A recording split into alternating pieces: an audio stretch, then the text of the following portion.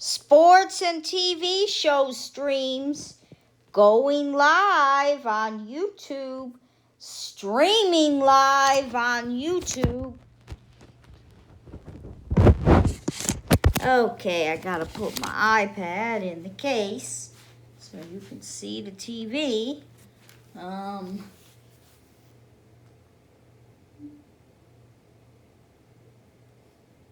Sports and TV show streams. Now let's see if we're going live. Rescue 911, Get TV, Ted Bundy Doc. That's short for Ted Bundy documentary. Let's see. I'll go to Commando IPTV.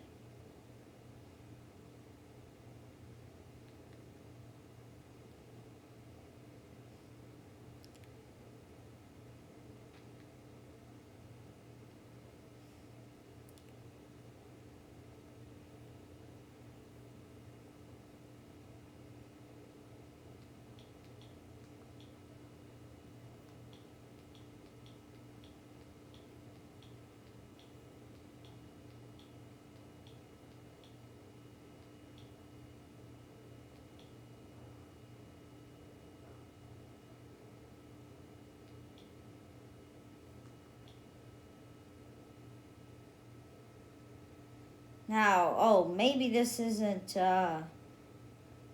catch up. Maybe this is live TV. Get TV.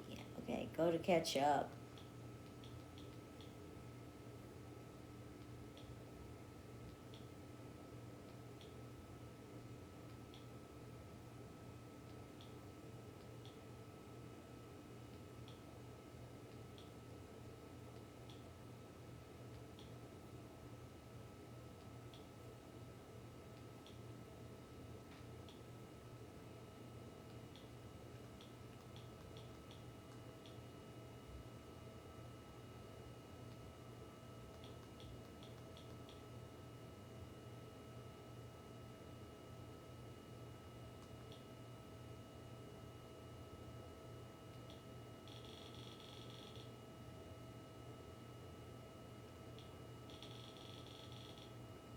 Oh, I guess they don't have the Tuesday episodes of Rescue 911.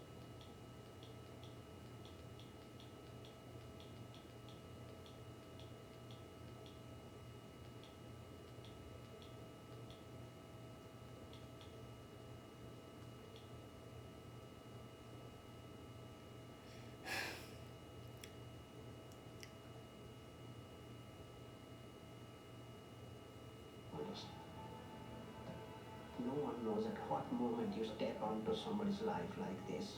To see a mangled foot and to put pressure on that takes a hell of... Oh, I guess I didn't click on the first one. I clicked on the second one by mistake.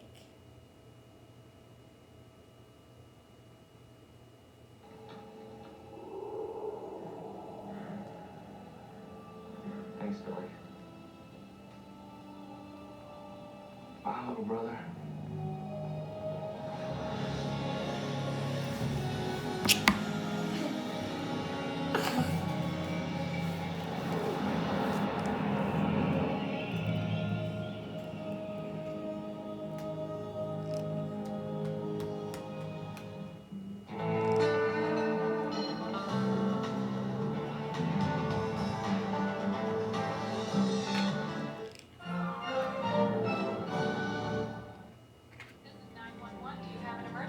Today on Rescue 911, fly with the courageous team of Air 5 into a treacherous canyon on a perilous rescue. Slid off the train, went head first right over the cliff.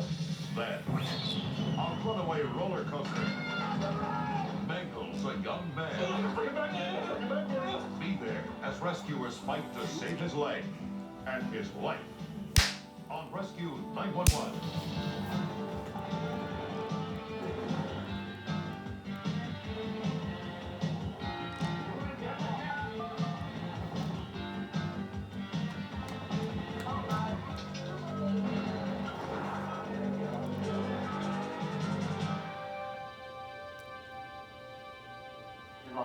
not all sheriffs have the job of fighting crime. This story is not a recreation, but a ride along with the men on the Air 5. Q5 on a Barley with 79s, had a head injury. It looks just like kind of a lightweight cliffhanger. I don't know if he's injured or not. Bring up burn victim over unit ready here. Burn his face. Okay, David, whenever you're ready. I think that's good. Stationed just a few miles above downtown Los Angeles, Air 5 is the LA County Sheriff's elite helicopter rescue unit. You did some awesome flying yesterday, David. Massive rescue helicopters patrol 1,800 square miles of rugged terrain in the steep and rocky San Gabriel Mountains. Normally in law enforcement, you're not thought of as a good guy. But in this line of work, we are. Each year, on an average, we airlift anywhere from 600 to 700 people out of these mountains. Cyclist injury. We got about a 30-second ETA. We just came out of the foothills just above them. Air 5 is on scene. Our primary objective is to get the paramedics to the victim. We try to do it the easiest and quickest way possible. It's a tough job. It's physically demanding. I need a shower now. Shower. It may sound corny, it may sound high school, but you affect the difference. Air Rescue Melbourne. On July 1st, Crew Chief Mark Milburn gets a relay from 911 about an injured hiker and launches his crew. We got a call about a person had a head injury down Cascade Canyon. The more serious the injuries to the person, the more serious it becomes in our operation. And that's where our training comes in. When we continue,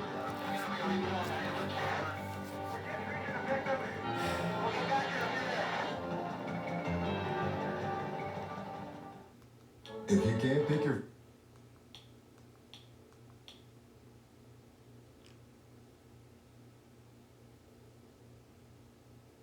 Can run. I can.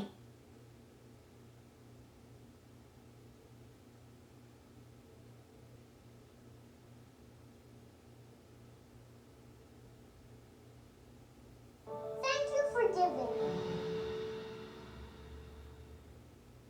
join the Bunkers for some family time. All in the Family, weeknights at 8 p.m. Eastern.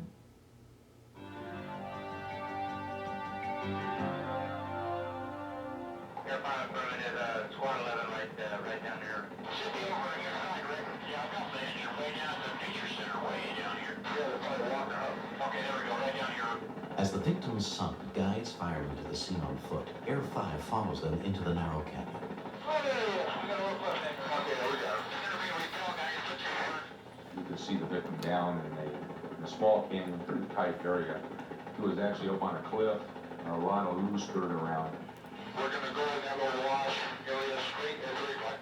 The paramedics will rappel 100 feet down to the closest possible staging area on the ground. We're in the canyon, and the blades are 2 or 3 feet from the wall. We'll be as close as we possibly can without increasing the danger. Stay right, stay right, stay right. I don't want nothing to cut out. Stay right, stay right.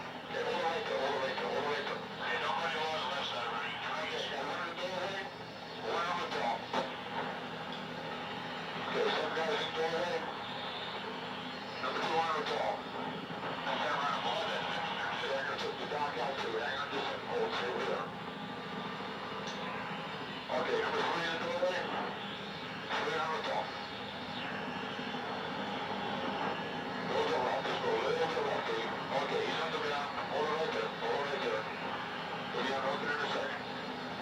To the left, Jim, Jim. Okay, yeah, go left. Let's come up, you go up just a little bit. Okay, left rear is clear, Jim. Let's come up. Get back out your left rear. Okay, pull away, go ahead, pull away. One there, 5. We're just reaching the victim. We'll get back here in a few minutes. Paramedic Jerry Despuez was one of the first on the scene. We free climbed up to the victim. The surrounding rocks covered with a substantial amount of blood. He'd fallen approximately 75 feet, and he was wedged between 2 rocks. As soon as they reach the victim in the steep wash, they check his vital signs. He is then strapped on a belay seat, carefully lowered back down to the staging area for air evac to the nearest trauma center. Okay, so ready, tell me what it is. downwash, so helicopters sometimes can cause problems with falling rocks, a lot of dirt being blown around. And the time that they're on the rope, that's where things are most dangerous for them and the helicopter. Hey, all you guys gotta get out of the way back there.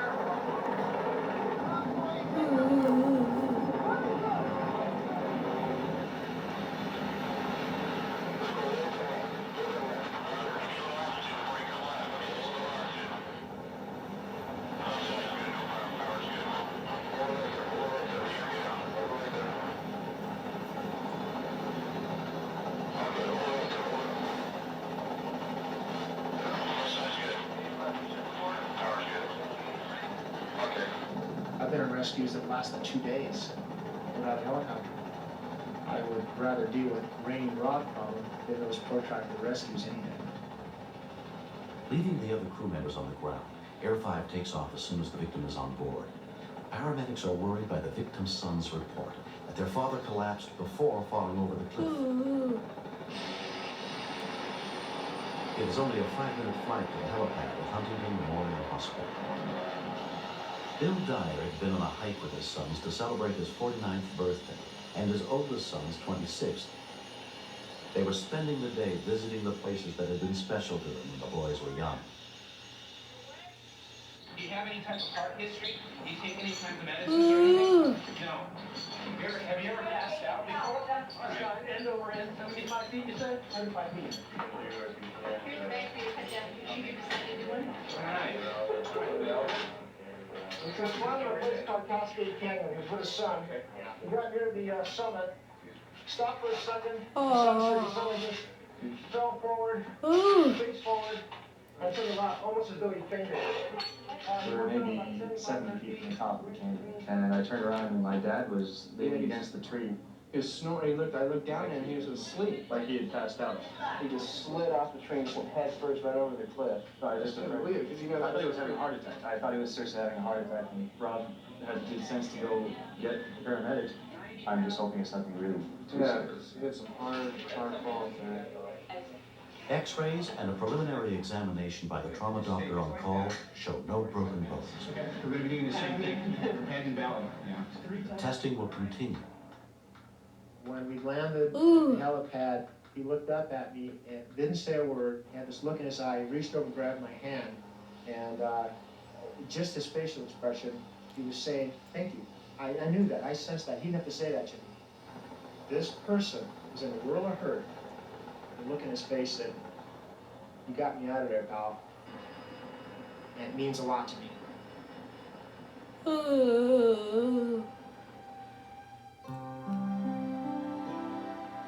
After several days of observation and testing, Bill's doctors find nothing seriously wrong with him. His fall was most likely caused by heat exhaustion. He is free to go home with his family. I don't even remember the fall or anything. I was feeling a little lightheaded. The next thing I knew, suddenly here were all these sheriff's department people, and there was the guy with me.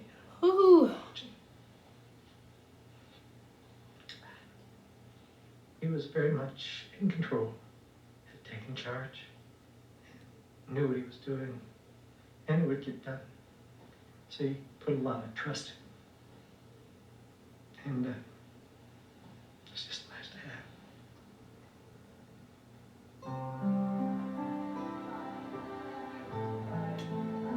Looking back on the birthday, it was the best thing that I could have gotten. It's my father's, life giving back to us, But he was still alive to have a birthday in a couple of days. Next, I heard a couple, if not 3, screams. And when I heard my baby, I started to pick up the pace a little bit. Meet Victoria, the humble actress. All the most beautiful people in the world.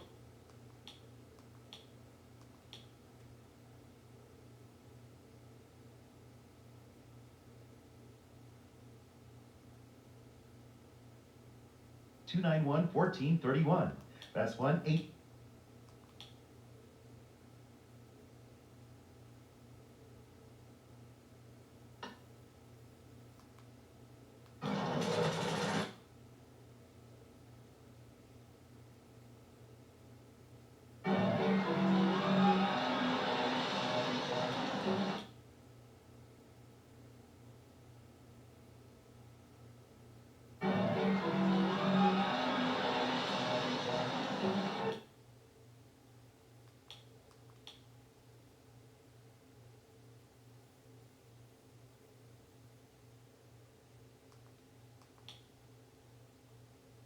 1-800-291-1431.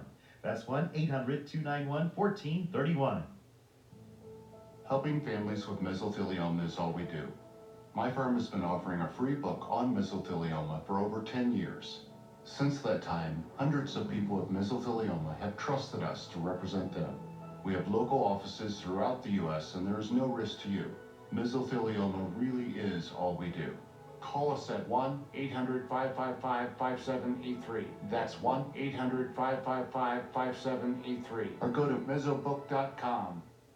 Catch Amen on Funny Side Up every weekday at 6 a.m. Eastern.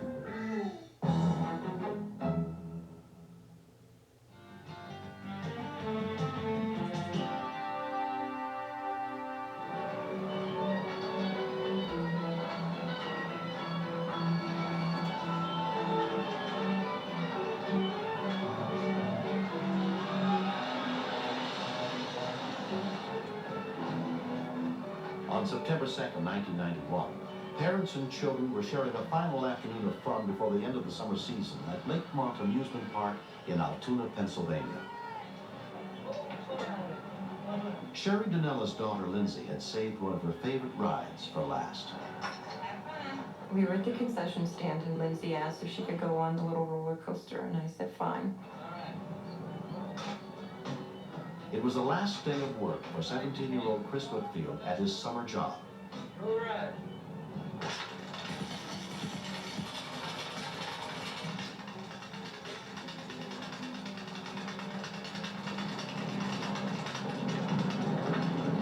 Here we go.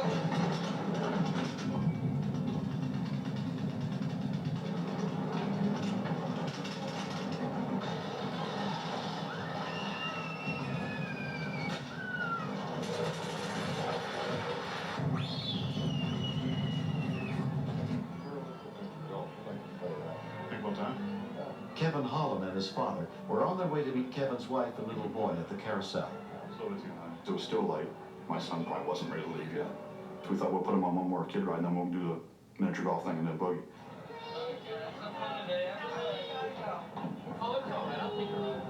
One more time and that's it. Here you go, you ready? Like flying, all right? Like flying. Never keep your hands in the car. Here we go.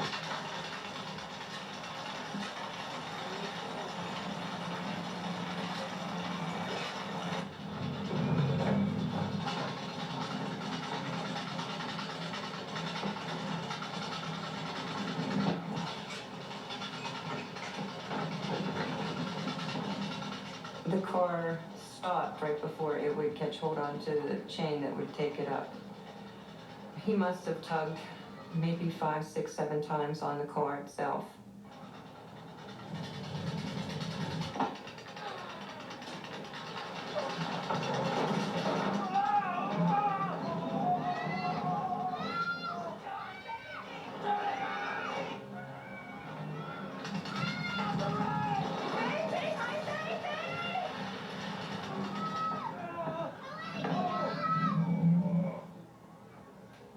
I heard a couple, if not 3, screams.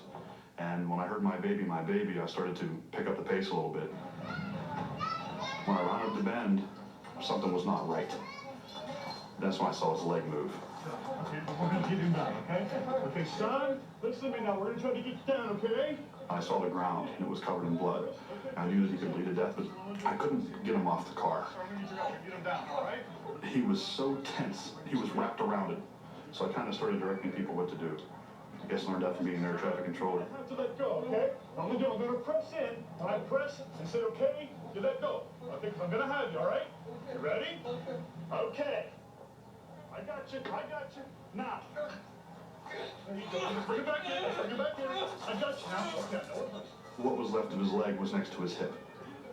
I couldn't afford to have him see that, because if he saw that, I figured that he wasn't going to be as calm as he was anymore.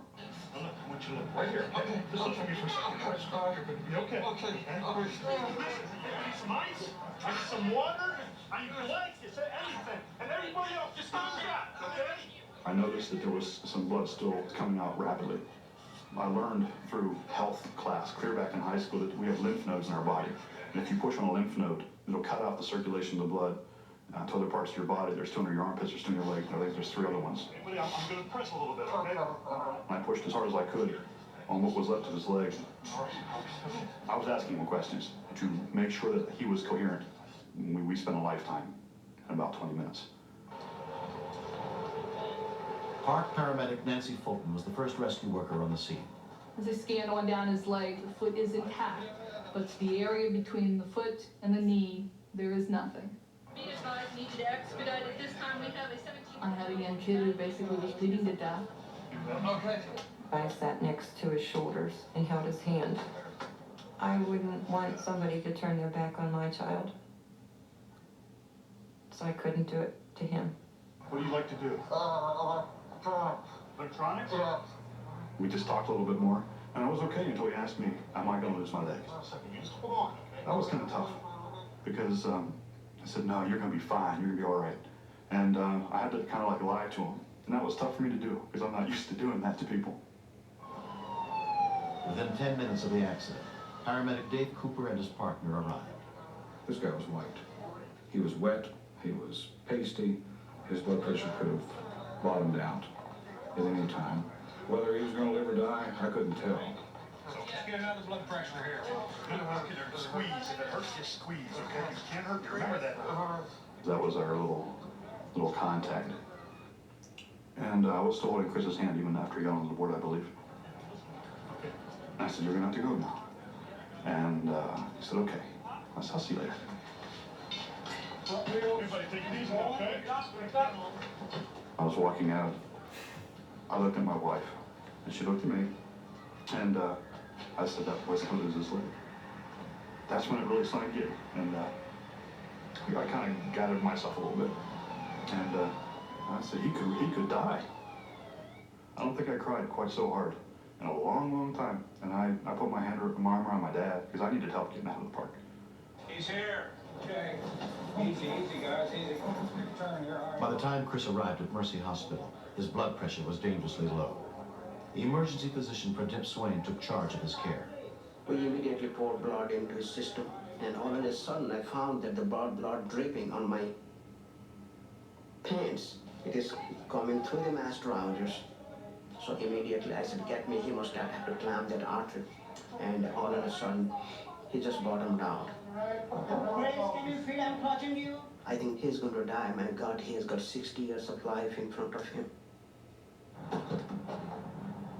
Chris's parents, Kurt and Bonnie Woodfield, had been at a family birthday party when they received a call from the hospital. I knew whatever the activity was going on was serious. I saw his one sneaker on the floor. He was covered up. And he just said he had a bad injury to his leg. The helicopter came in. He's going to the trauma center in Johnstown. The parents are here. Probably they'll never see him again. I said, take only 1 second. Hold the hand, give him a hug, give him a kiss. I'm not real religious, but I believe in God. I asked him, he's 17. Give him a chance. If you give him his leg back, he can have my life. Chris was transported to the trauma unit of Kanima Valley Memorial Hospital, 40 miles away. But there was nothing doctors there could do to save his leg. I had a tough time. I know whenever he was born, when all the kids were born, any mother counts the baby's toes, counts the baby's fingers. But I would rather deal with whatever we have to deal with, with just like being amputated, than to be making funeral arrangements. I wanted to see Chris really bad, but it took 2.5 to 3 days to find out what had happened. It was kind of a mix of emotions a little bit. I wasn't sure if I really belonged. I wasn't family, but I wanted to know things. Now, there's nobody else in the hallway but me and Chris. So I walked over to him. I looked at him. I said, you don't remember me, do you? And he started to cry. He looked at me and he said, you saved my life, didn't you? And it was kind of like that was the recognition, and he squeezed my hand. And I said, no, I was just there. 291-1431.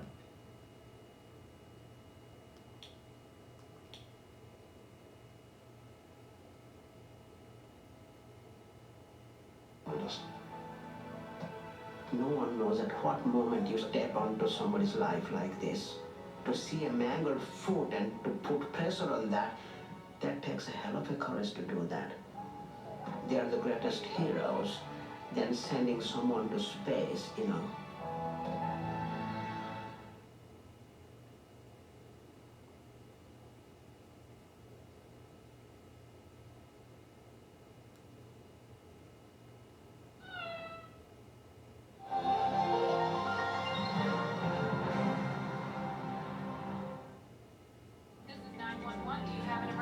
Today on Rescue 911, hiker's nightmare. A young boy suffers a deadly fall. Now, courageous rescuers form a human chain. One wrong joke. To raise him from the perilous chasm. He could have been paralyzed the rest of his life. Then, a pregnant mom is in distress. He's hardly breathing. Now, survival for mother and her unborn child I don't know what to do. is in the hands of her daughter on Rescue 911.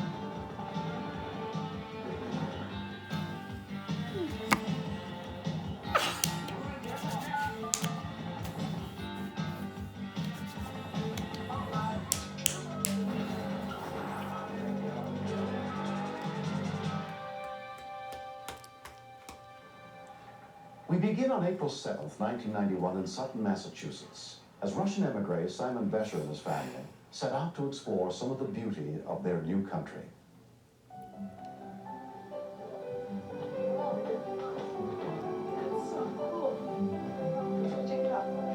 It was a nice spring day, and we decided to go to Purgatory Castle. You guys take it easy.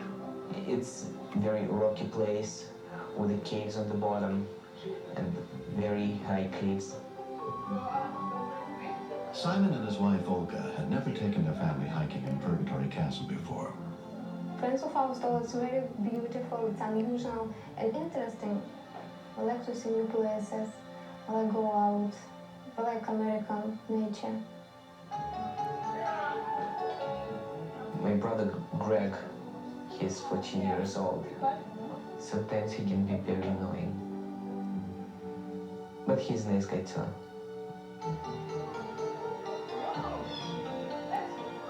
Greg often spent time with his brother's children, especially Philip, Simon's 12-year-old son.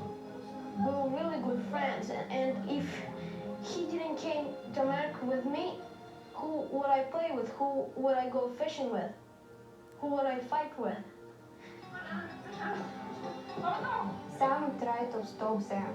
So all the time he told them, stop, it's enough. Don't run like a crazy, just sit down. Their faces were red like tomatoes. I said, well, it's all right. It's a perfect place for them. They can play.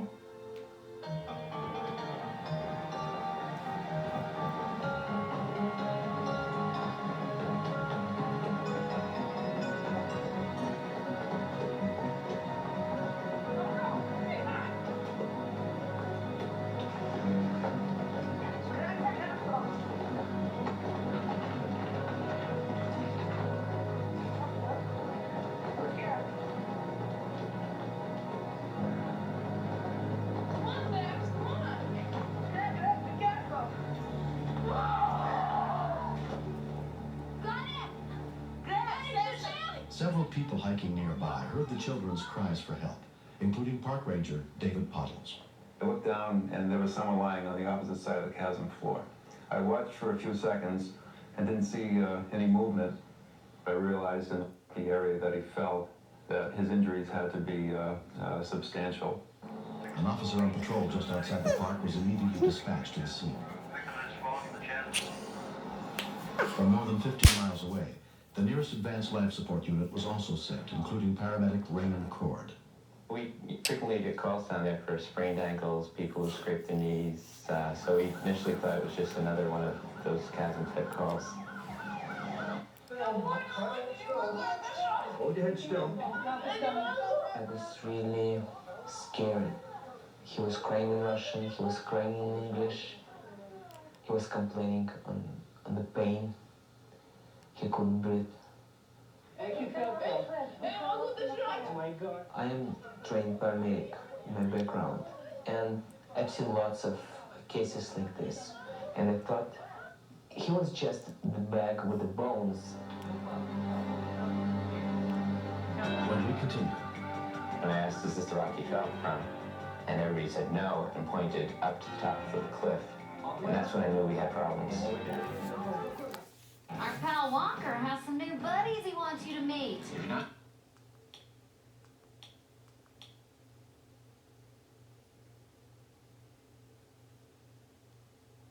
Burden to your family? Lock in your rate by completing an application over the phone.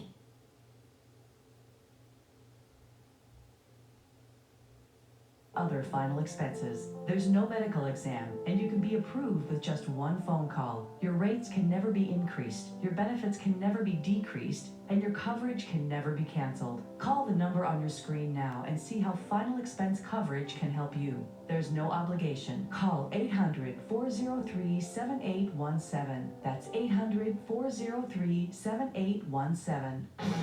And on the seventh day, you were given Walker. Walker, Texas Ranger. Now every Sunday from 6 to 10 p.m. Eastern on Get TV.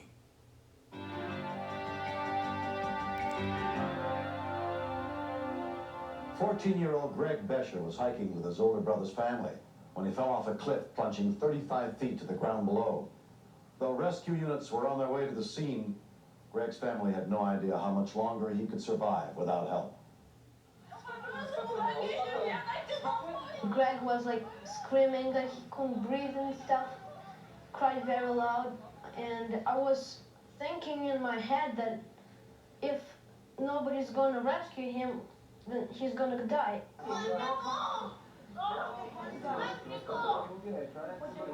The first police officer on the scene was Lieutenant John Annis. There's a lump that forms in your throat, and that lump is, you're in fear for him because it was a long drop.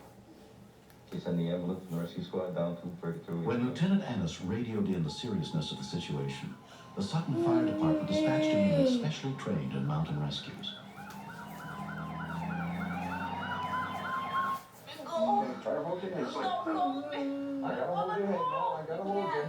Is somebody cutting a knot? Paramedic Cord arrived within 20 minutes. There was a large rock next to him, and that's what we assumed he fell off of. His name is Greg and his brother. Greg, okay. At that point I asked, is this the rock he fell from? And everybody said no and pointed up to the top of the cliff. All the way up? And that's when I knew we had problems. His pulse rate was up and his blood pressure was down. And he didn't have any lung sounds on the left side of his chest. This is some oxygen for you, Greg. Okay. His lungs were very much like balloons, and his left one, when he hit the ground, just popped. I can't imagine my son without Greg, Lisa without Greg. Nobody can be the same like a Greg. Very gentle, fun, and loving. If he'd fallen flat on his back, he could have fractured his spine, and so we were working to immobilize him. One wrong jolt, and he could have been paralyzed the rest of his life. It was too rough for any one group to carry him. A human chain was formed to pass the boy up out of the chasm.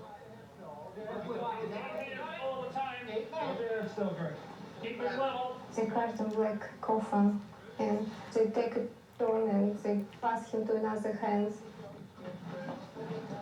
I was with Gregory all the time, and I could see all these people being so great.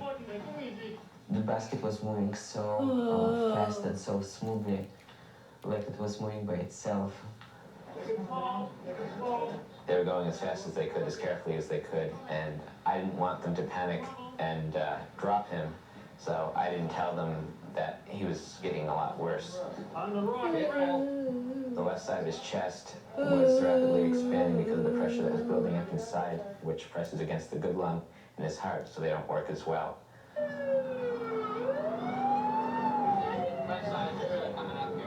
His breathing was getting much worse. His vital signs were getting worse. His blood pressure was falling. He was rapidly deteriorating. Raymond radioed ahead to St. Vincent Hospital and spoke with the emergency physician on duty, Dr. Bob McCarran. Dr. McCarran, over. They basically fed me a very specific picture that required a specific treatment, and a few minutes could be the difference between the kid surviving and not surviving. Still very diminished on the left. We asked him permission to place a needle through his chest wall and relieve the pressure that is built up from the hole in his lung. It's an invasive technique.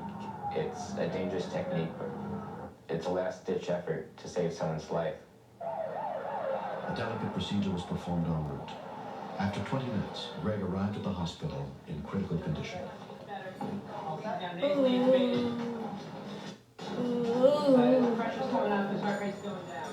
They took EKG and a whole bunch of x-rays, and then I had to call my parents. Greg's parents, Frida and Roman Bescher, rushed to the hospital to be with their son. Когда мы приехали в госпиталь, и нас провели... When we came to the hospital and we were brought into Greg's room, we were shocked. He was hooked up to tubes, multiple tubes. He was completely in this tube web. It was an awful scene. They told us that he broke his skull, his back and his ribs, and that both of his lungs is cut. So because I'm a doctor, I could understand how it's dangerous and what could be. Greg's family stayed at the hospital 24 hours a day, while his condition slowly improved. It just took 50 years from our lives. Sometimes I think he forgot what happened to him. Sometimes I think he doesn't remember this horror. But he's got no permanent damage, and he's again pain. Really can be pain in the neck. Greg Bescher spent 2 months in a body cast recovering from his injuries. I had the cast from my chest to my knee for 2 months, and then from my chest to my waist for 1 month. So the worst part was to be, itchy and not take shower for a long time.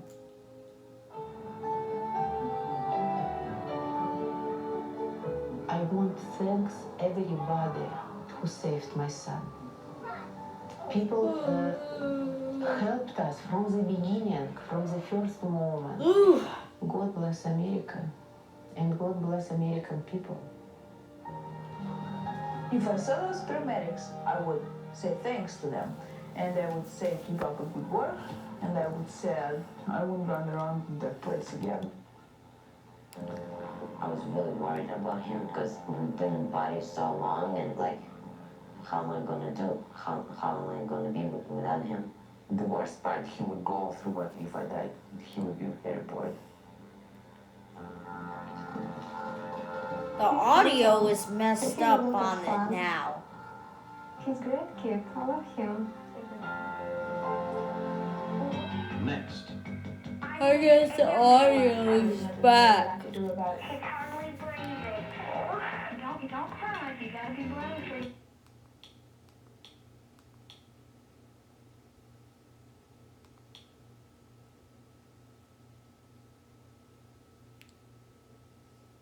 Something went wrong.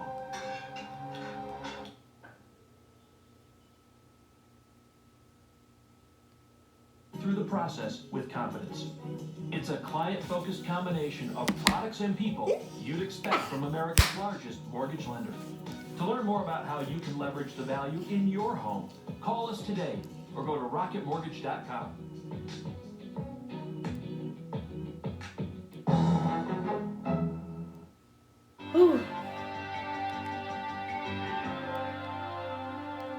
The Lawrence family home in semi-rural Georgia is not an easy place to find. And in an emergency, that privacy can be dangerous, as first grader Amanda Lawrence found out earlier this year. All the people involved have returned to help us tell her story. Tuesday, May 16th, began like most weekdays for the Lawrence family.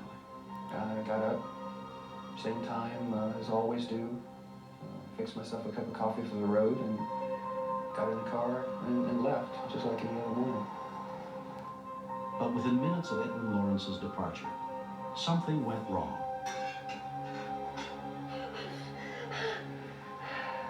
Amanda, come help Mom with something.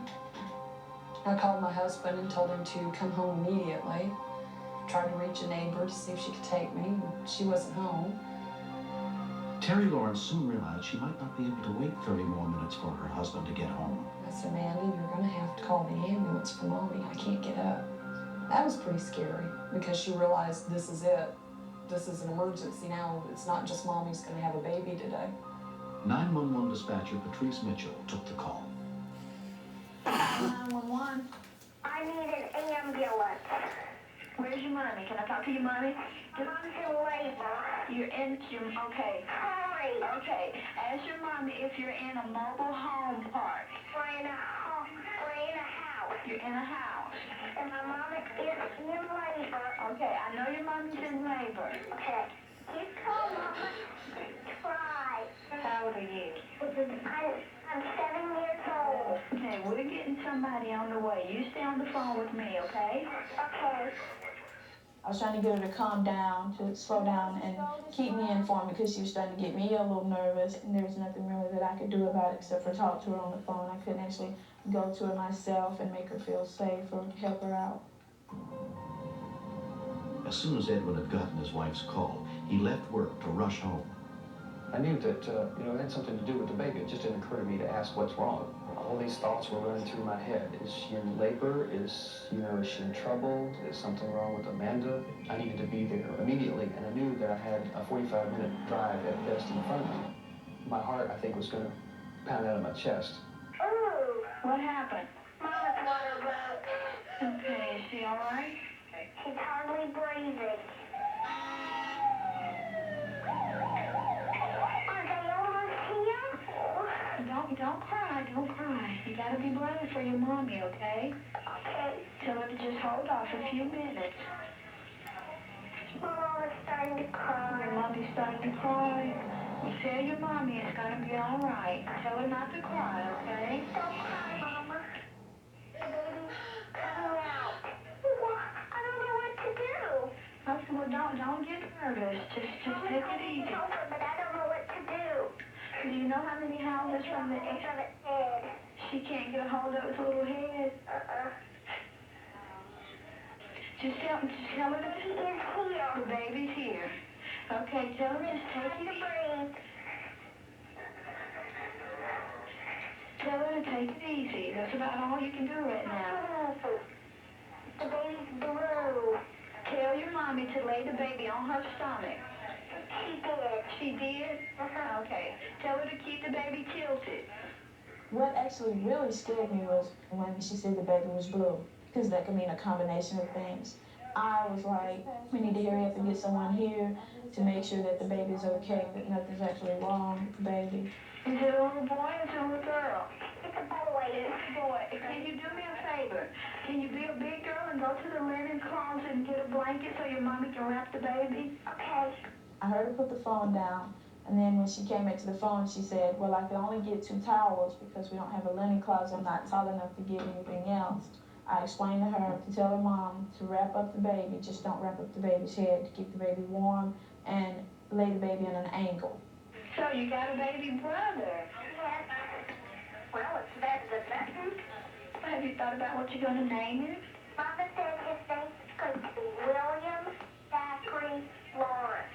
You think you like William Zachary? Yeah. Oh, that's going to be cute. Daddy's home. My daddy's home. Your daddy's home? Yes. Okay. Let me talk to your daddy. Keep the ambulance covered. Okay. I kind of had to do a double take because I didn't really believe that this was really happening. I never expected to walk in and find her laying there holding the baby. Hello? Yes, sir. A half hour after Amanda's call, help arrived. He can feel his heartbeat up against her, can't you? Can you feel his heartbeat? Breathe? Yeah. Okay. He's okay. Let's see, sucking his finger. Oh, he's sucking his finger. Yeah. You should be really proud of your little girl. She is a great little girl. Is there a rescue unit pulling up in your driveway? He's here right now. Okay, if they're in, I'm gonna hang up, okay? Okay, ma'am. Thank you so much. Thank you. We appreciate it. Bye-bye. The baby was immediately wrapped in thermal foil to help keep him warm. He was 2 weeks early, but aromatic John Koliak reassured the Lawrences that the baby's blueness had been only a common birth bruising. William Zachary is a normal, healthy baby boy. Hi, Gary. When his airways were cleared, he finally discovered his lungs.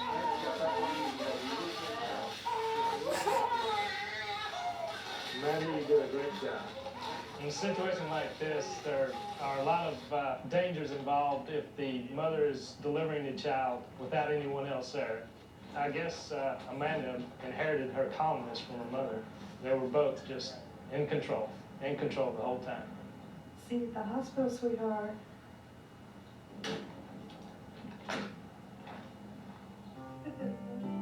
Three weeks later, a new family life has begun. I think the happiest moment was when I pulled him up on Through the process with confidence. It's a client-focused combination.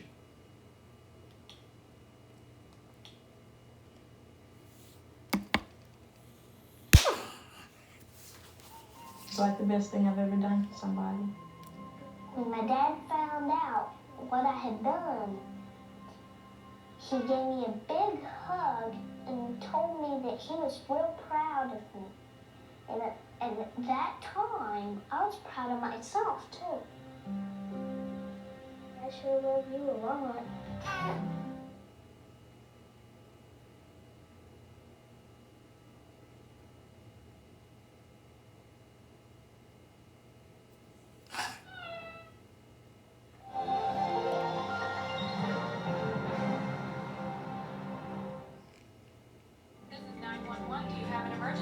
Today on Rescue 911, child in danger. A 4-year-old girl suffers a heartbreaking injury. And a child kicked in the face by a horse. Be there as rescuers race against the clock. Then, a 2-year-old boy is pulled from a swimming pool. Watch and learn as the 911 team guides them through CPR. I'm gonna walk you through it. On Rescue 911.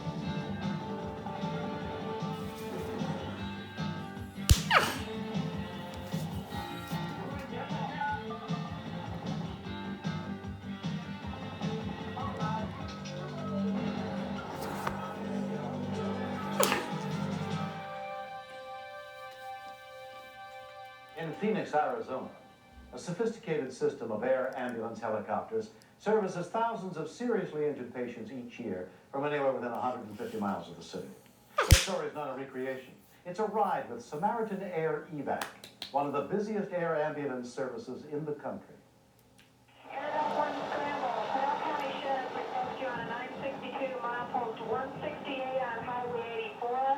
A late afternoon call sends Air Evac 1 to a head-on collision on a highway. Three fatalities on the scene. Airback 1 scramble 1824.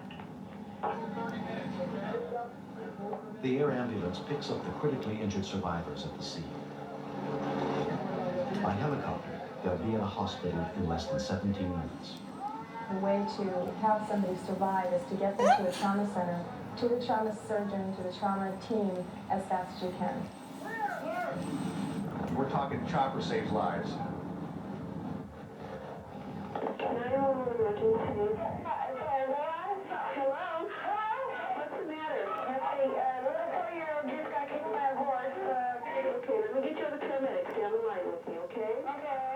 A 911 call about a seriously injured child in a remote location. An air ambulance is immediately dispatched. Airback 2 scramble 1613. Have a child kicked in the face by a horse. Flight nurse Cindy Gaspar and the crew of Air Evac 2 respond. As you're listening to the call and finding out what it's going to be, you start planning and what you're going to do. And if you know it's a kid, if you know it's a pediatric patient, your heart's beating faster. It's a given. Nobody likes to do pediatrics. It's more involved, it's more intense, and people are a little bit more excited.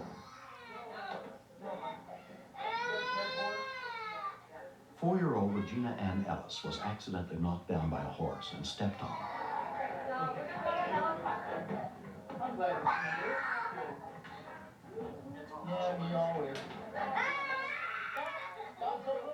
The first thing I remember hearing was a loud scream, which made me feel good because I knew that she had an airway. No shot. No shot.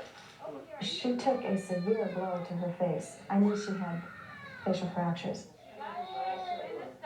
And then when the horse was trying to take off, they stepped on her. There's little Patricia Ellis can do but try to comfort her child. My initial thought was her whole face had just caved in, but I tried to calm myself down because she was so upset.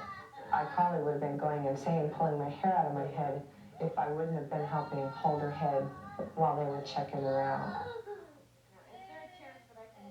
The farm they were visiting is more than an hour by ground from the nearest trauma center.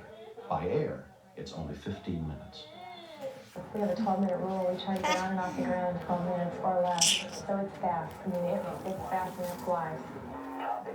Okay, we've got a line started. It's at 22, and we've got her C-spine out of Kidsport. And I noticed a lot more swelling as we were flying, and I noticed that she was getting sleepy. So that tells us that she could have neurological problems. When you have a closed space like the skull, and you have tissue like her brain that takes an insult, it can swell. If that does indeed happen, there can be permanent neurological damage. By the time the helicopter lands at Phoenix Children's Hospital, trauma surgeon Frank Sacco is waiting to examine Regina. She was a brave little girl. Usually you get a real good idea of their personality just within a few minutes, and it was pretty obvious that she's a fighter, and she's a survivor. Mrs. Ellis. Oh, okay. I am the survivor. When I walked in and they said that they thought she had already been in surgery, the only thing that I could think of was the blood that I saw her spitting up was a punctured lung. But then when they came over and said that they were scheduled to go in and sew her lip up, I was really relieved. I was really relieved. As soon as he heard about her accident, Regina's father, Edwin Ellis, went to see her. She was really beat up, you know, and I couldn't believe that was even her. If someone had told me that was Regina, I wouldn't have believed it. And of course, I went to pieces then. It's hard to speculate what the outcome would have been had they not flown her in here. She had lost so much blood that her blood count was low. And that was just in a 13-minute trip. What would a 45-minute trip done? Plastic surgeon William Layton was on call. Whole left cheekbone and the side of her nose and her palate or maxilla are completely fractured here. She was very lucky that she didn't sustain a significant head injury or injury to her brain that could have caused some permanent damage. And I think her care in getting her to the hospital and into the trauma center was outstanding. You're gonna go to sleep in just a minute. Everything's gonna be just fine. Looking so good. All I could think about was, you know, was her face going to be looking normal by the time they're done? And that was my main concern, and make sure that there was nothing damaged inside of her brain or her eyes or something. 3 weeks later, Regina is well on her way to full recovery. In time, her scars will not even be visible. I think she's learned a lesson. I don't think she's really had a fear of animals. You know, she's been right back in there. So I don't think she'll be scared of them. Have to be careful when horses. I'm not fighting them no more.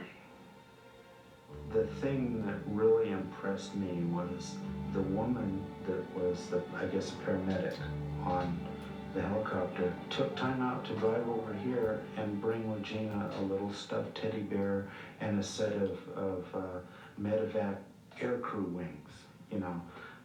and just to see how she was doing, and just she was genuinely concerned with her condition and how she was doing. Yeah, they're heroes. They can have whatever I got. Next. Stephen's just a very outgoing, active child. And his biggest asset and his biggest drawback is that he's just very independent and thinks he can do anything by himself.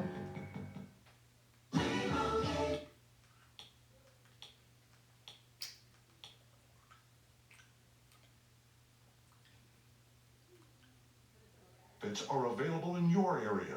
Call the number on your screen now. It's free. Call 1-800-627-3700. That's 1-800-627-3700 now. If you can't pick your family, you might as well laugh about it. I know you are totally incomprehensible. Maybe so, but I make a lot of sense. It's Saturday, son, now. But when I'm gone, it'll be Dummy Incorporated. God didn't make man to steal.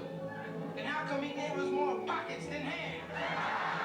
We had sex today. Well, I know, but something I could enjoy would be nice. First Families of Funny. Every weeknight at 8 p.m. Eastern on Get TV.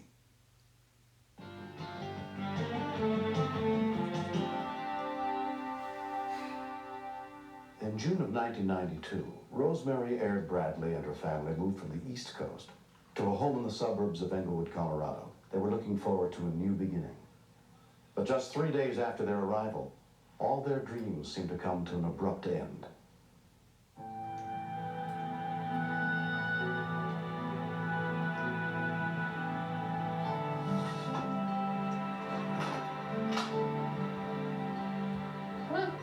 There we go.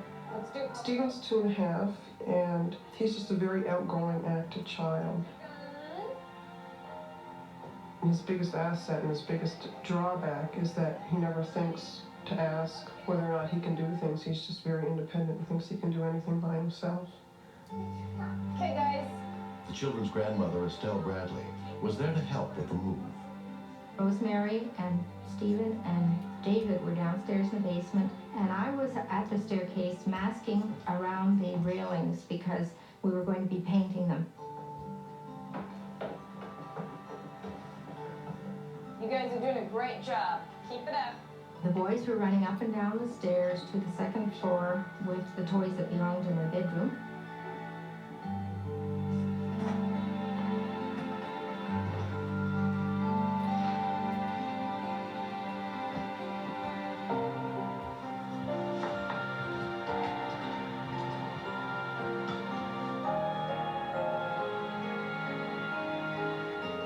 David, where's Stephen? I guess I can take some stuff out. Where'd you leave him at? Is he in his room? Kristen, have you seen Stephen? My first reaction whenever he's been out of sight is to check the pool. And I went to the glass doors and I looked and said, okay, he's not in the pool. I wasn't particularly concerned, but I said, okay, everybody look for Stephen.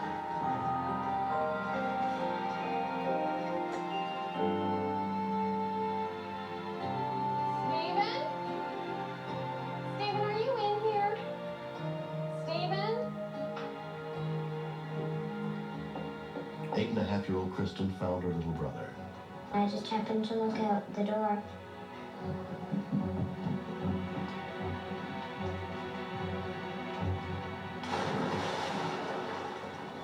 I picked him up and I looked at him and I said his name because he didn't look like he was alive. His lips were blue, his eyes were purple, and it was really scary. At 11:34 a.m., the call for help came in to South Metro Communications dispatcher Doug Terry. Hello? We have a child, he's 2.5, and he split his head open. He fell in the pool, and we need help. Okay, is the child still in the pool? No, he's not in the pool, he's out of the pool. Where is the child right now? He's with his mother, who is a nurse. The initial call came in as child with a head injury. Okay, is the child conscious right now? Just a minute, please. Rosemary, is he conscious? No, he's dead. Oh, my goodness. What's the matter, ma'am? He thinks he's dead. Is the child breathing? Is he breathing?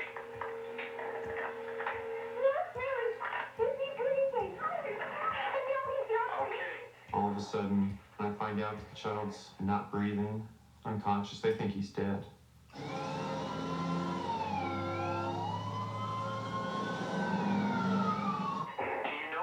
CPR. Do you know how to do CPR?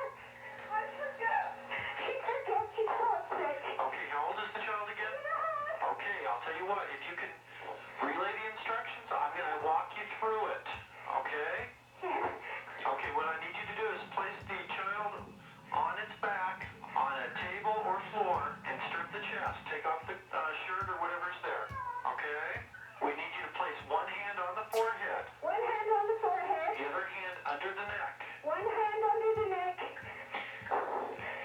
You want to push down on the forehead and lift slightly on the neck so the chin points up. So the chin points up. Okay, with the hand that was on the forehead, you want to pinch the nose closed. Pinch the nose closed with the hand on the forehead. One of the reasons we follow the protocol cards that we do is it's step by step and it's exact. Because if you aren't following things to the letter, you can do a lot more damage to the person than actually helping them. She's not breathing at all. When we continue.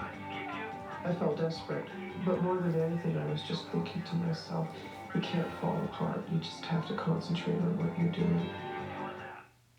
Meet Elka.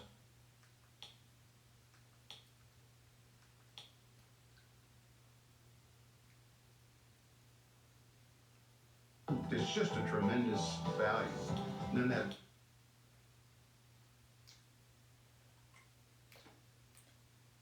grandmother by a 911 dispatcher, his mother was performing rescue breathing, but her little boy still showed no signs of life. Okay, we're going to go into compressions now. Yes. Okay. What I need you to do is place the heel of one hand in the... Place the heel of one hand. In the middle of the chest, between the nipples. Between the nipples. And push down with your hand. Push down with your hand. 1 to 1.5 inches. Just like you're pumping the child's chest. Okay, then one breath of air. Then 5 times. Keep doing... Okay, keep doing that repetition until help gets there. I felt desperate. I felt scared. But more than anything, I was just thinking to myself, you can't fall apart. You just have to concentrate on what you're doing. Arapahoe County Sheriff's Deputy Teresa Keenan got there within 4 minutes of the call. When I arrived at the house, I knew immediately that I was the first responder on the scene, and I was going to have to perform whatever needed to be done. I felt a heavy weight on my shoulders. They're pulling up? Yes. I'm going to let you go, ma'am. You did a fantastic job. You did everything you could, okay? Thank you. Can you put it now? I began a resuscitation on him immediately. Okay. Then I felt for a pulse, No pulse. and I could feel no pulse on him.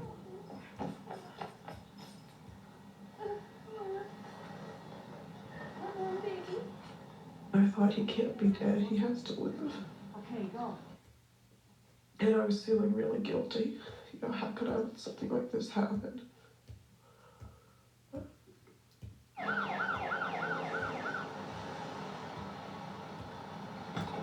Within a few more minutes, advanced life support units arrived, led by paramedic Bob Smith. With the information we had, everybody pretty much was thinking the same thing. We're going to cut and run with this. We're ready to go outside, guys. Let's go. His heart was not working. He wasn't breathing on his own.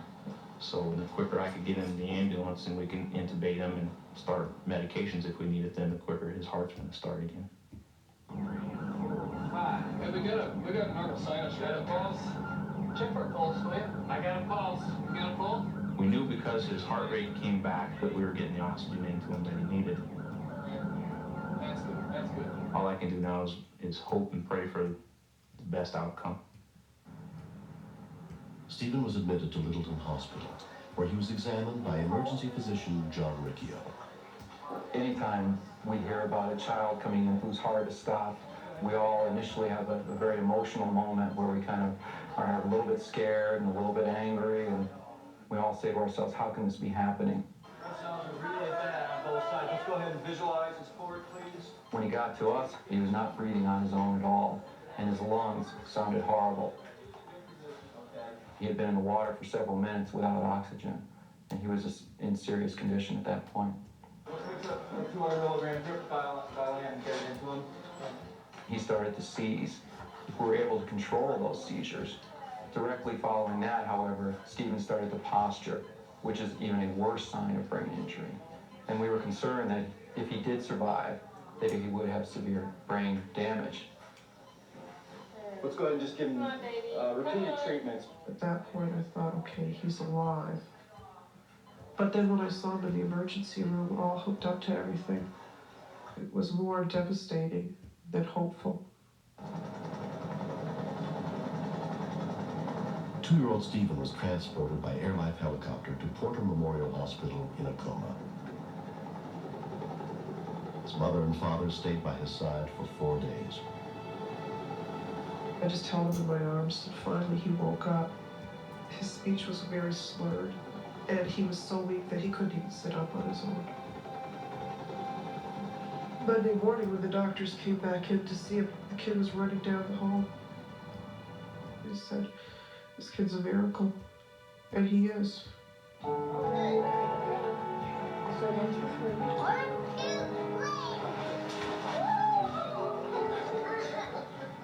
He certainly bounced back faster than anyone thought he would. But I don't think any of us were really surprised, because he's a very strong little boy. We're very, very thankful for that.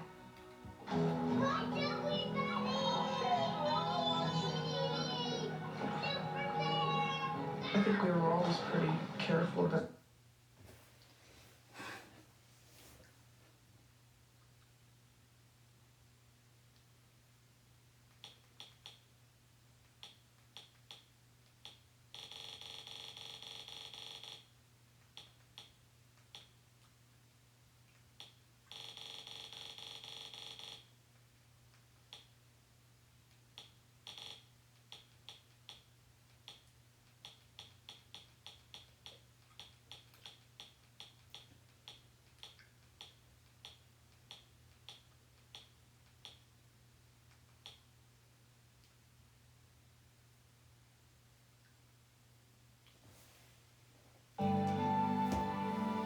Little claws, it makes you realize that our kids are our priority in our life, and that we're very, very, very fortunate to have them. And it sort of made me more of a humble person, just being given a second chance and having Stephen back and having him back 100%. Oh, starting to wake up.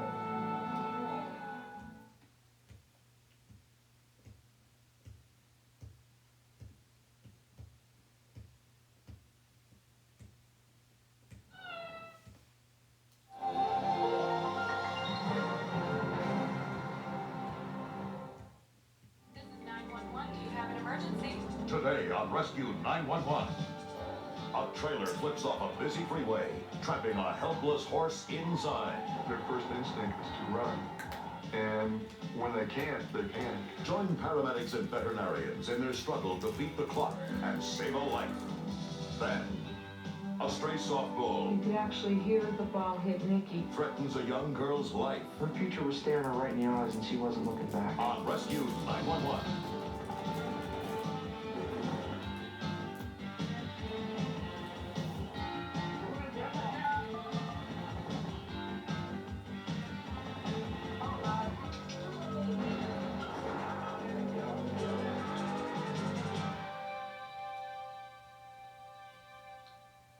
When a life is in our hands, we don't get any second chances.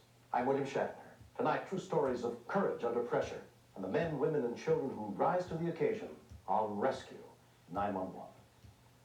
We begin on January 27th, 1992 in Chesterland, Ohio, after 2 champion horses had just run their last races of the season.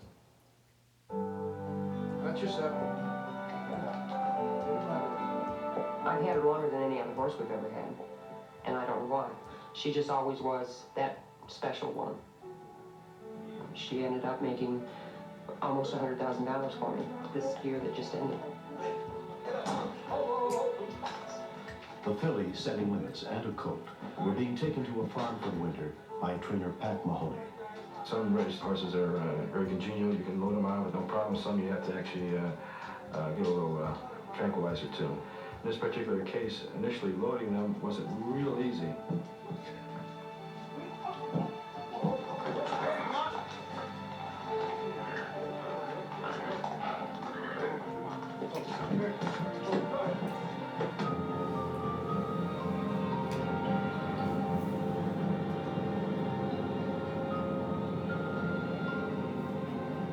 Susan Flores and her husband were traveling behind the trailer. It was obvious to us that the horse trailer was going slower than everyone else because everyone was shooting past it. There are times they're supposed to shift their weight. The trailer will sway a little bit. That is probably not the safest way of transporting a horse.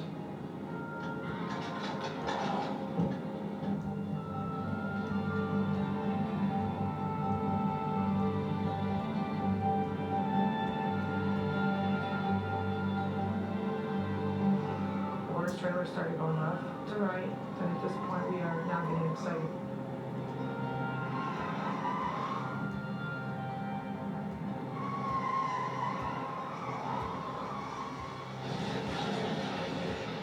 I couldn't believe it. It was just like a slow motion movie. I was scared to death. I see the trailer, of course, turned over, and one horse really struggling to get out. And at that time, I didn't know really what to do. I didn't want to let the horse loose for fear it would go into traffic. I didn't want to keep it in there because I knew they were hurting each other. Setting limits was pinned underneath the coat. That horse was trying to sidestep the other horse, not trying to hurt it, but it was so scared that it was just boom, boom, boom, boom, boom on top of this other horse, and every time it would hit the horse's face, that horse would scream. The sights and the sounds were just unreal. When we continued, This village was just flat out panicked, and many well-meaning people have been killed by horses that are in a panic situation. Hey, hey, hey!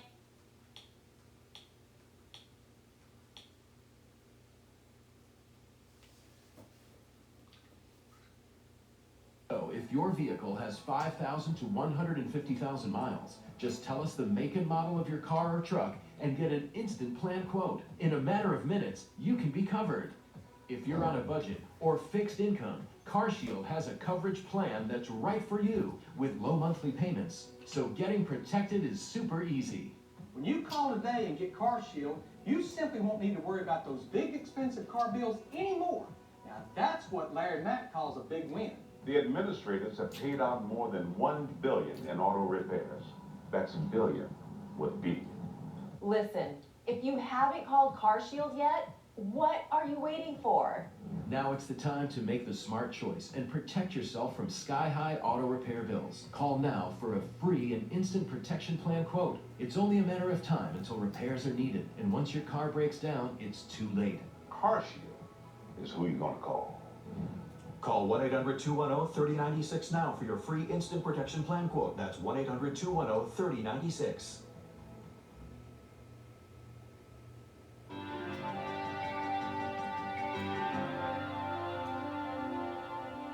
When a trailer transporting 2 racehorses flipped over on a busy freeway, injuring one animal seriously, several concerned motorists used their car phones to call for help. Much of the footage was taped as the events unfolded. Rescue units from the Independence Fire and Police Departments were sent to the scene.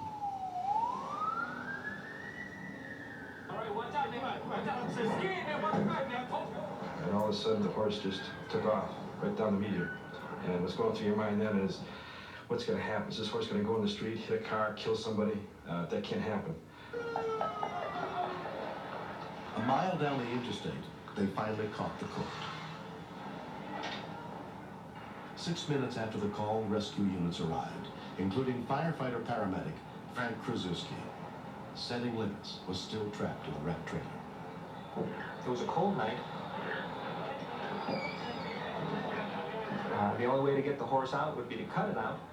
We had the equipment all at the scene to rip that trailer right in half, but what to do with the horse afterwards, we didn't know what to do. Well, we decided against that decision, and we decided to wait for the veterinarian to come. It was a nasty scene. The horse was struggling to get out and obviously hurting itself even more.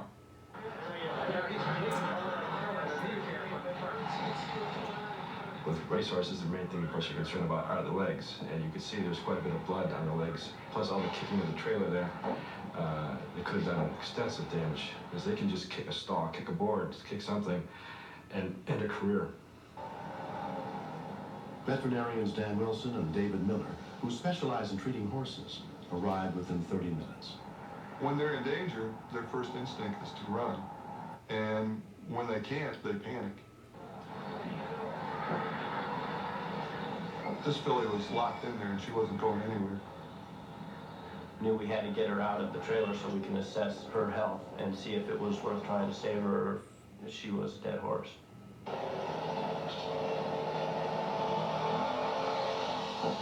When they started sawing, hot sparks would fly and every once in a while hit the horse. This filly was just flat out panicked and approaching exhaustion, but many well-meaning people have been killed by horses that are in a panic situation.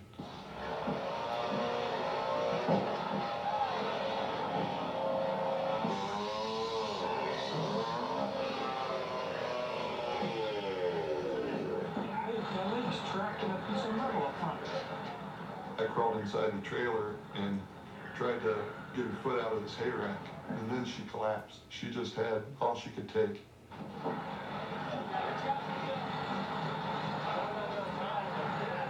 I didn't know where all the blood was coming from, but he had blood all over his neck and blood all over the trailer. We couldn't see her front legs very well, and we couldn't see her down right leg at all. So if it was smashed, then obviously her chances were very grave. We gave her no tranquilizers because we didn't want to depress her any more than she already was. And basically we instituted some potent short-acting steroids to try and reverse the shock situation.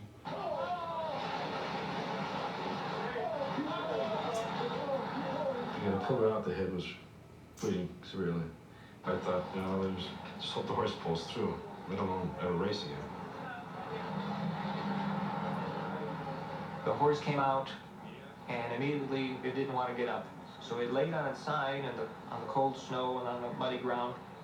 It lost a lot of blood, and with a loss of blood like that, the horse was in danger of dying. She was in shock, and so we made the decision to, instead of trying to get her off the highway, to start treating her right there. Dr. Miller immediately began surgery to try to repair a severed artery above the filly's left eye. His assistant started an IV on the horse's neck, and he said, just hold pressure and push it in as fast as you can. We're not used to pushing so much fluid into a human. They just don't teach us veterinary medicine in paramedic school.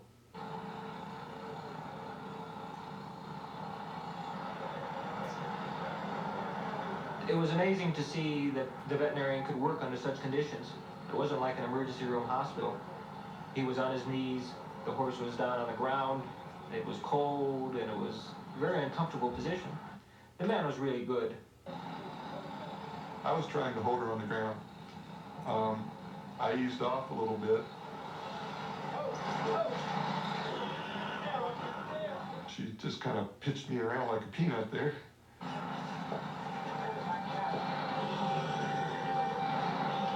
I just didn't expect the horse to get up so quickly.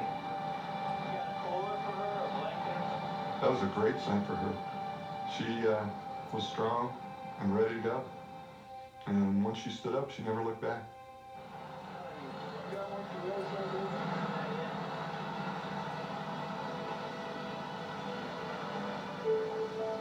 I'm starting to think, you know, maybe it's not as tragic as it all seemed that it would be, and maybe there could be a happy ending. To me, the most amazing thing is these animals will walk back in another trailer. I don't know if they can reason, but they surely can trust. They're kind. I love them.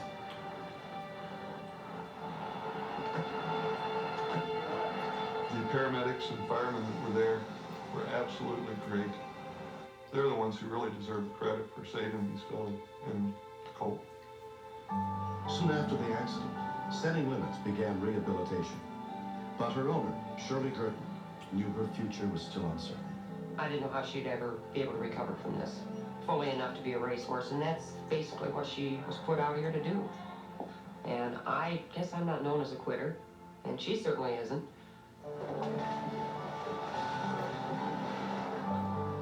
Despite all odds, on September 26, 1992, 8 months after the accident, Setting Limits returned to the track. And they're off. Three train horses, Foolish Ginger on the outside Archdale Road with good speed from the opening bell. There goes She'd overcome everything we asked her to overcome. She'd go out there and run her heart out. the final furlong for Setting Limits. She's in front by 4.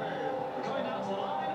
They won't get to Setting Limits. Setting Limits bounds home by 3.5 lengths. She went out in style. She went out winning, and she left just as happy as the day that she came in. So she had a big smile on her face. It's amazing that she came back, even just to win one more race. She'll be going to be a broodmare. She's going to go have babies now. So, well-deserved babies, I hope, that they shall be the runners and carry the heart and stamina that she carried.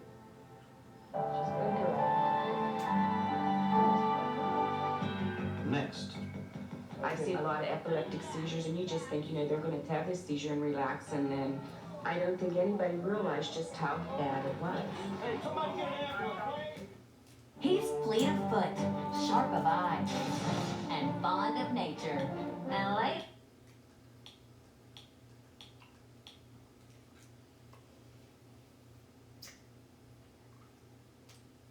Why I went to get my flashlight.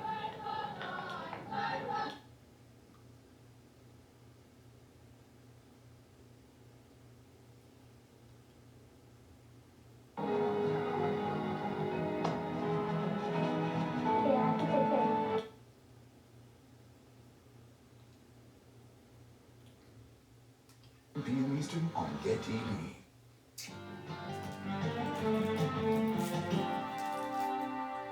On May 8, 1992, in Hickory, Pennsylvania, the Langhurst Hickory trucking team was scheduled to play the Print Box team in the local girls' softball league. 14-year-old Nikki Oliver was waiting to watch the game with her friend Marty Camden.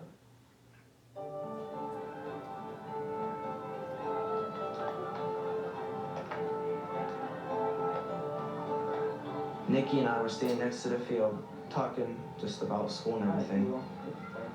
Nikki couldn't play because she sprained her ankle a couple weeks earlier, and she's been on crutches.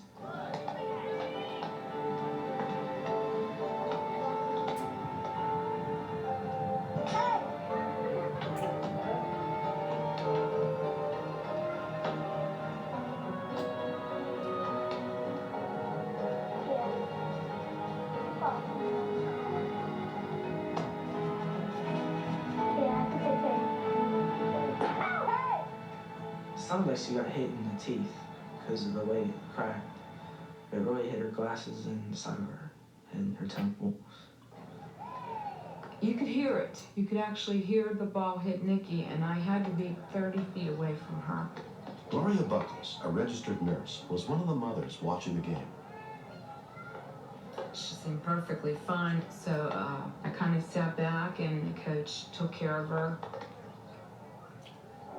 We've had kids got hit before, and it was like no big deal, because at that age group, there's always somebody with a knee or a finger or something.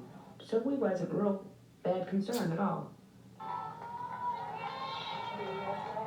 She seemed glassy-eyed, where I started to think that, no, she wasn't alert, or something was starting to happen with her. So that's why I went to get my flashlight. The coach asked his wife, Jackie Jankowski, to keep an eye on the young girl.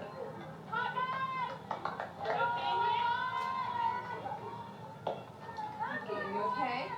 I started to check her pupils to see if they dilated with the flashlight. They didn't. They were very pinpoint, non-reactive. Gloria went to call Nikki's mother so she could take her daughter to the hospital. She was sitting there real quiet, and then she turned to me and she says, "Jackie, something's happening." That was her exact words, "Jackie, something's happening." And I said, "Wait a minute, honey, the coaches are coming." And her left arm started to twitch. I've seen a lot of epileptic seizures, and you just think, you know, they're going to have this seizure and relax, and then I don't think anybody realized just how bad it was. Hey, somebody get an ambulance, please! Now! To get help, someone drove to the Mount Pleasant Township Volunteer Fire Station, 2 blocks away. The seizure lasted approximately 6 to 7 minutes. And when I realized she was like all relaxed, and I told her, I said, honey, you did a real good job. I said, just take a deep breath and relax now. When she took that deep breath, that's when the trouble started. That was the last she could breathe, and she took that deep breath and stopped breathing. Within 2 minutes, rescue units arrived on the scene, including firefighter Tim Lowry. Okay, what happened? I knelt down beside her. Her teeth were clenched tight, and she wasn't breathing. Let's roll her on her back, okay? Her eyes were wide open. Her pupils were fixed and dilated, and I got really scared. I saw a little girl there who her future was staring her right in the eyes, and she wasn't looking back. All right, let's get a cervical collar and get her immobilized a little bit, please. We knew she had a closed head injury. One of the most important things is to keep a high oxygen concentration in the body when that happens, which was a real task. I had to displace her jaw to get her to breathe. From what I had seen, I thought as soon as this man leaves Gail, she's going to be dead. It took Nikki's mom, Rose Oliver, half an hour to get to the field. When I saw Nicole's eyes, that's when I really thought that she wasn't going to live. And I think the thing that bothered me the most was the last thing that I saw with my husband passing away, and was his eyes rolling back. And all I could think of was that, you know, God just couldn't do this twice to one person. I said, you'll see, everything's going to be okay. But I didn't think it was when I said that. How do you tell a mother, I think your child's dead? I didn't even let Nikki go until Life Flight was ready to go. I even got in the helicopter with them. I backed in, still holding her jaw open and bagging her. They had to ask me to get out of the helicopter. I wanted to stay with her because I knew she needed help. There was no room for Rose on the Life Flight helicopter, so she had to make the 40-mile trip by car. I really thought she was not going to make it. I thought that by the time we would reach Allegheny General, that I would no longer have a daughter. At the hospital, Nikki was first examined by trauma surgeon Daniel Diamond. This is Nikki. Last pressure. The head scan will show us whether there is a collection of blood pressing on the brain. And in her case, there was not a collection of blood pressing on the brain. Nikki's care was then transferred to neurosurgeon John Wilson. Is this Nikki Oliver? She was struck in the head by a softball, is that right? Basically, what really this boils down to is a simple situation where the blow to the head caused a seizure. They were having difficulty maintaining an airway so that she could breathe normally. And that was the real serious life-threatening problem, were the complications that were caused by the seizure. By the end of the second day, Nikki was well enough to be visited by her family and friends. She was sitting up in her bed eating a popsicle, just got finished playing Nintendo. Less than 12 hours before I seen her, I thought she was dead. And there she was eating a green popsicle, telling me she never had a green popsicle before. And everything was fine after that. I truly believe that there was a miracle where Nicole was concerned. I think that her dad... PM Eastern on Get TV.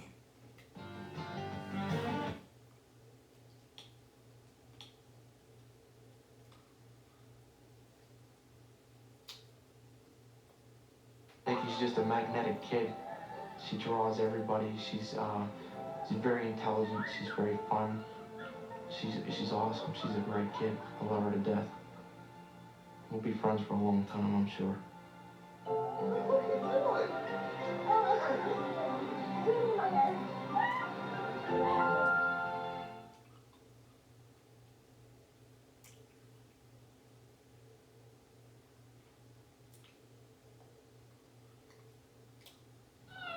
Meow.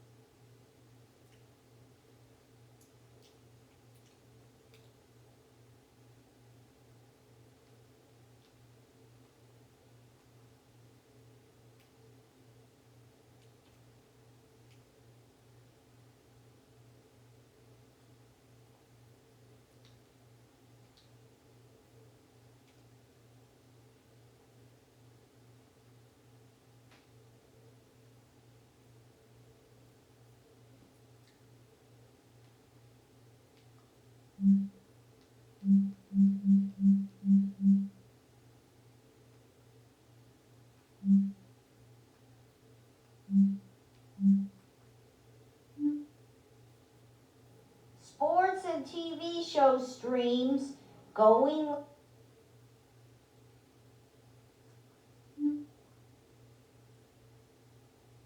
Where's your mommy? Can I talk to your mommy?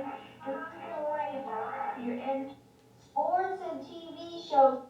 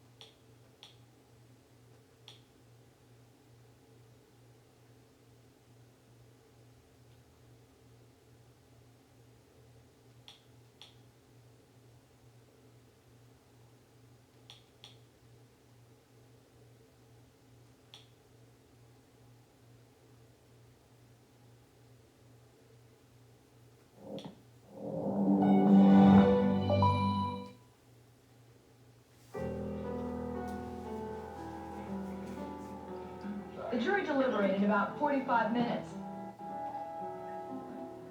They came back with a decision of death. To the court that it imposed the death penalty upon the defendant, Theodore Robert Bundy. According to James, tell the jury they were wrong. So many women died, and I just felt like, why am I still alive? I should be dead too. I can't imagine anybody doing what I did, having this relationship with somebody who's become so iconic for being the most horrific person in the world. I didn't really start rebuilding my life until he told me the truth from Florida when he called me in the middle of the night. See, I asked him specifically about the Florida murders. He said he felt like he had a disease like alcoholism, like the alcoholic couldn't take another drink. He told me there was just something he couldn't be around, and he knew it now. I finally knew the truth. Yes, he did those things. I didn't feel like I was really free to move forward until then. I just had to hear it from him. But to know that he was out killing people when we were still in a relationship is just really a hard idea to integrate into my life. That fact invalidates what we had. It seems like nothing was real between Ted and I and my daughter.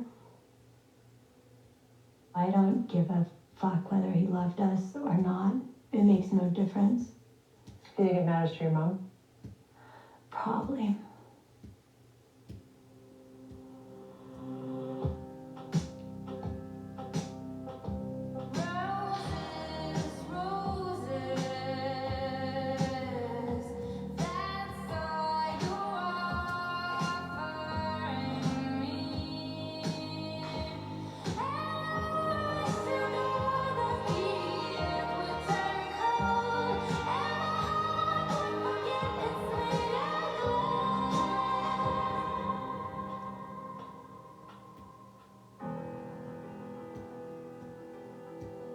Ted Bundy is not just another death row inmate. Convicted of 3 murders in Florida, suspected of a great many more in Washington State, Oregon, Utah, and Colorado, Ted Bundy became infamous to the people.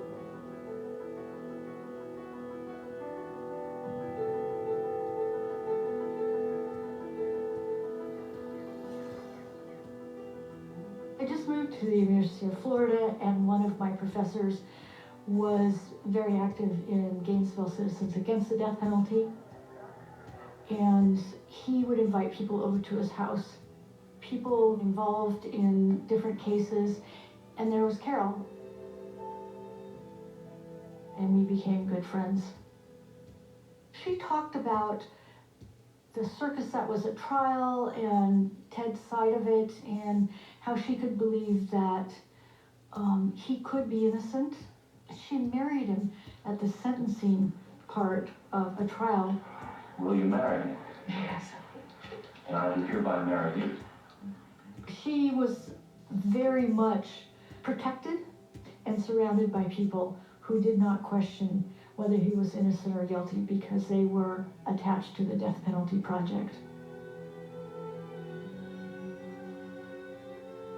Carol Boone was the woman that had approached my editor and offered me the meeting. We went out to lunch, and Carol explained her relationship to Bundy, that she was kind of working on his behalf and advocating for him, and wondered if I'd like to be in correspondence with him. I thought she was very smart. I was very impressed with her. I was, of course, skeptical, but she was all in. She had, she committed her life to this in ways that were difficult to witness. They were going to build this life together where she would get him off death row and they would have a family.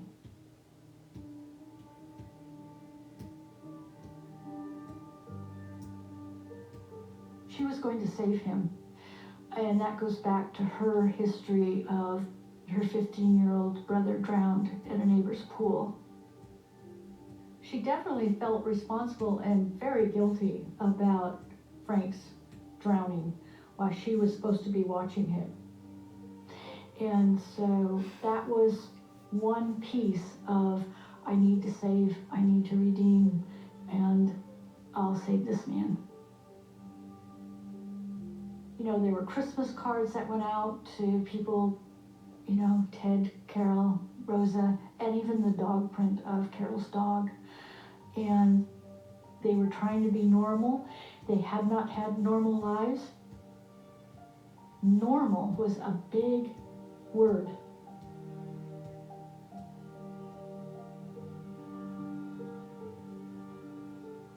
I feel like me and my daughter were about the realest things that he ever had in his life. That we represented something that he really wanted and that he tried to maintain. It was so easy for me to revert back into thinking of the first years we were together, and I've wondered, was that just all a big act? And that's part of the reason I kept that scrapbook full of snapshots, is like, it shows what we had together in the beginning. And if they weren't real, then it just makes me feel like I'm as crazy as Ted was.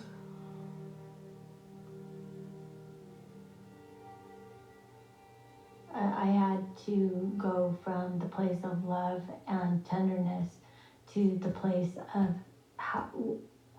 how does this person enjoy to tear women apart with his bare hands? Why would anybody do such a thing? It's hard for me to look on those pictures and see him treating me so tenderly and to really believe in that any longer.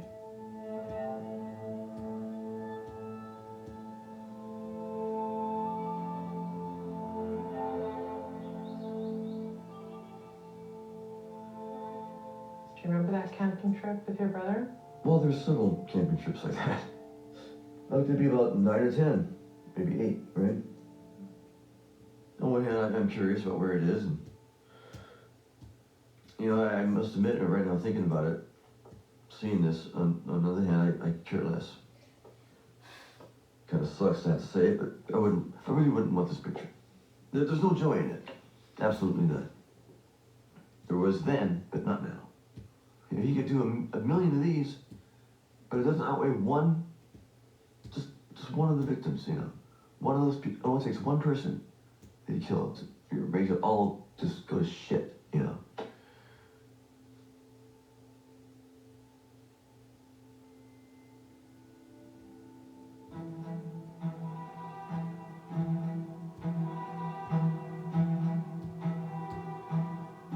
10 years ago tomorrow, the Supreme Court of the United States reinstated the death penalty. And tomorrow, a man named Ted Bundy was going to die in Florida's electric chair.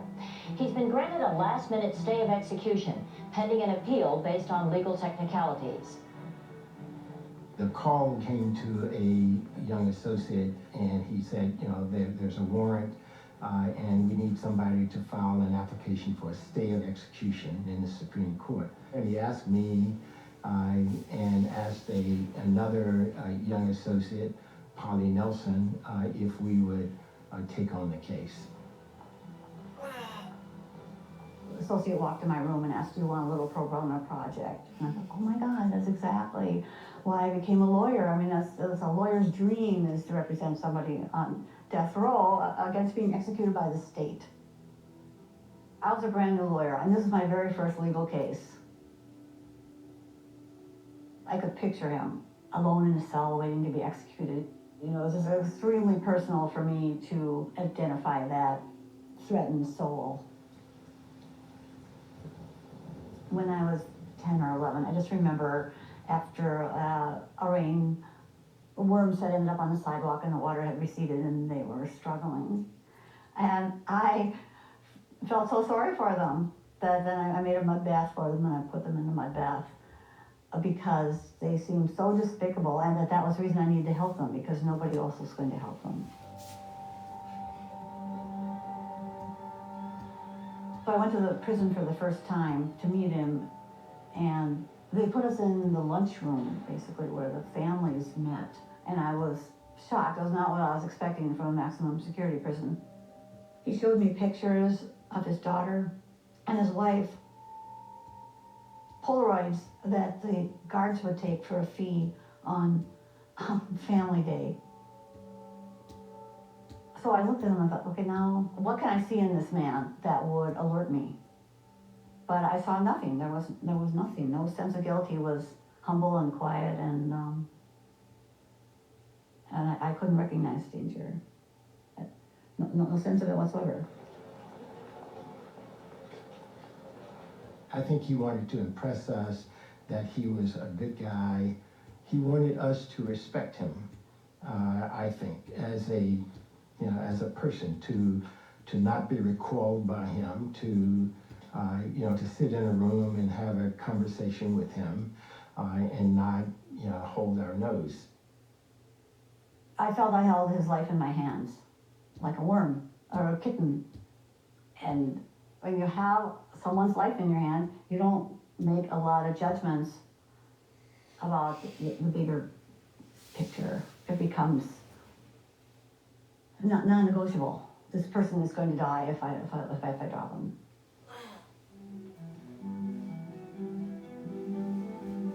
He was exhausting. Obsessive, demanding, moody, always needing, as if she didn't have enough to do. Come on, Carol, tell us how I feel. Shut up. What did Mr. Bundy have to say today? You shut up, too. What did Mr. Bundy... Shut up! She was just tired of him. The letters became more and more infrequent. And the stay of executions were starting to become less and less probable.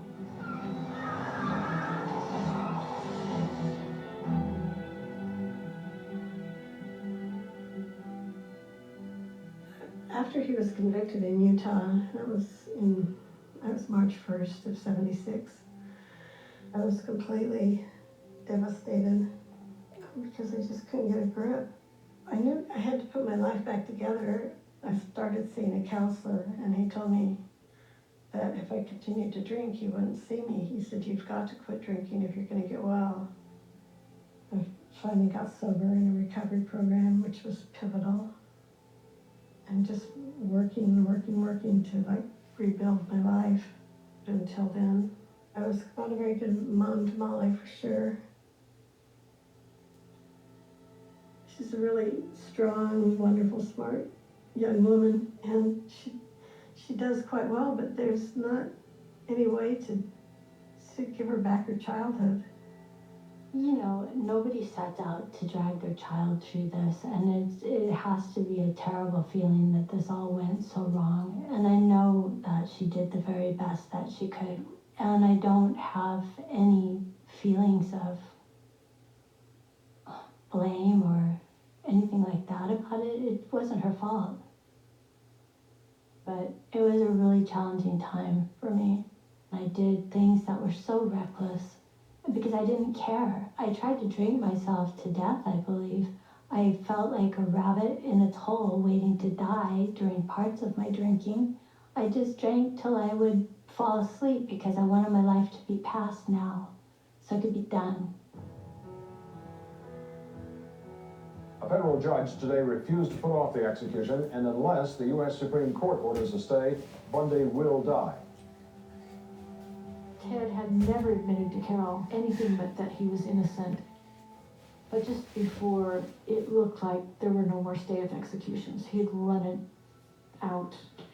He called her and asked if he should tell him where the bodies are buried. They call it bones for time. And that was his way of telling her that there were bodies that he knew about and that he had actually killed all those people. That call was just devastating for her.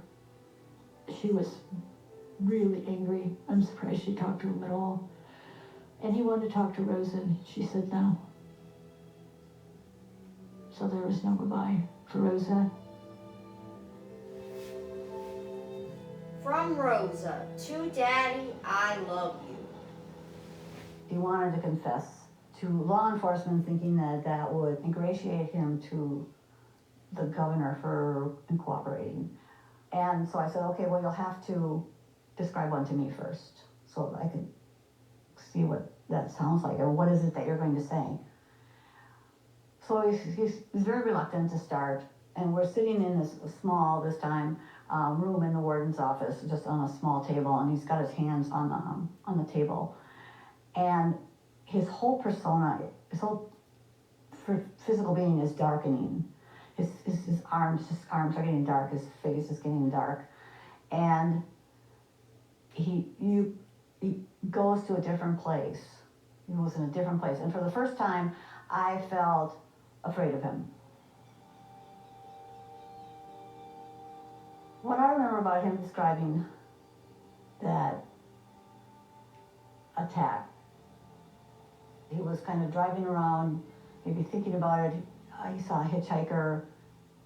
He decided to take the opportunity. He wasn't quite as deliberate as some of the other ones. And it was very important to him that he knock her out, because he didn't want her to talk, because it ruined the sensation. If they started to talk, he would lose his resolve. And he wanted to remain resolute. He described taking her into the woods. He described assuring her that he was going to let her go. And he described saying that he wasn't going to be able to let her go to himself, because he would be caught. And he would look at me while I was describing it to kind of see how I was taking it, to see if he dared go on further without me being unable to continue to represent him, really, is what he was concerned about. And I wanted to show him I could take it. And so I didn't show my revulsion. I didn't show my sympathy for the victim as he told that story.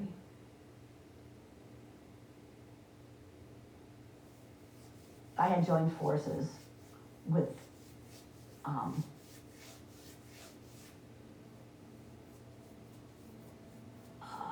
a guilty and remorseless killer.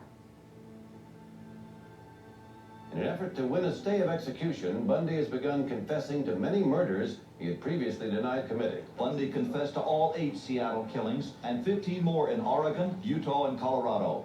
He gave police information on dozens of other unsolved cases. Bundy associates had contacted the governor's office seeking to delay the execution by 3 years or more so that he could tell his story to Western police and solve what may be dozens of murders. The governor is saying no.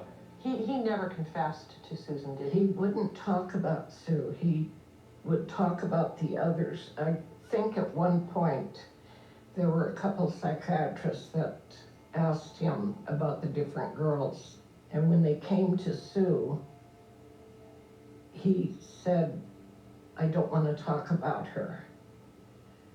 I can't talk about her. So, you know, in my mind, I think she got to him a little bit.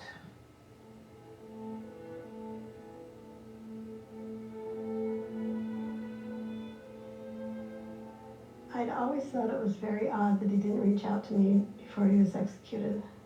I just had a feeling he would, but he didn't. My mom had been going through a time of spiritual development where she took classes and prayed and meditated. And I was going to community college. I had moved back home with my mom, and I was doing rather well for the first time since this all transpired. And I came home from school one day, and there was a letter from the jail, and it wasn't addressed to me, but I opened it anyways. My mom wasn't at home. And it said, I have found God, I've been working on my spirituality. It was like this person over thousands of miles had been able to intuit what she would have wanted to hear. And there was no way I was gonna let him have that hook into her again. There was no way. So I put it in the fireplace and I set it on fire, and I never mentioned that it arrived. She's got a piece of her that responds to him, and I didn't want to see that piece be exploited again. I watched that throughout this entire journey. Florida state officials say Bundy's last-minute appeals are simply acts of desperation. They call Bundy a master manipulator, and they vow that despite all his talking, the state will strike no deal to delay Bundy's execution. You don't think he'll be executed on Tuesday? Not if we get a stay. I've never been a believer in the death penalty, so it was like I never wanted him to be executed. But not because of who he was, but just because I don't believe in the death penalty.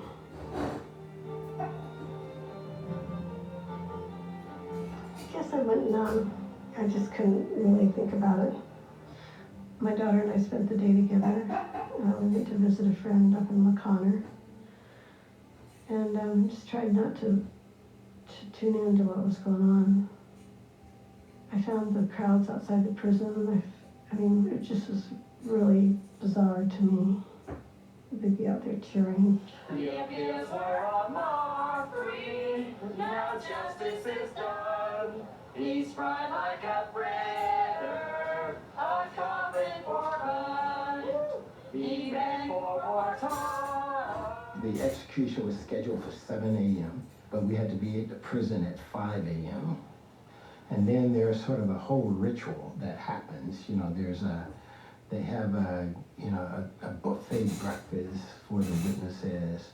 You know, some of the detectives and, lawyers were there. It was like a big celebration for them. You know, they're finally winning.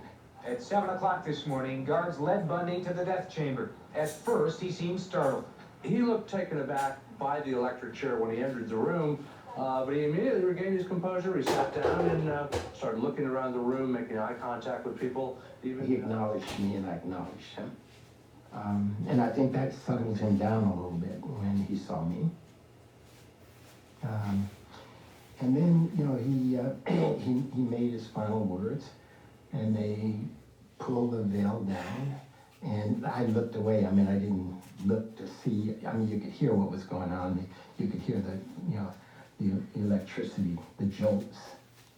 Yeah, I mean, I didn't think it was a good day for American justice, even though people in Florida thought that, this is sort of the pinnacle.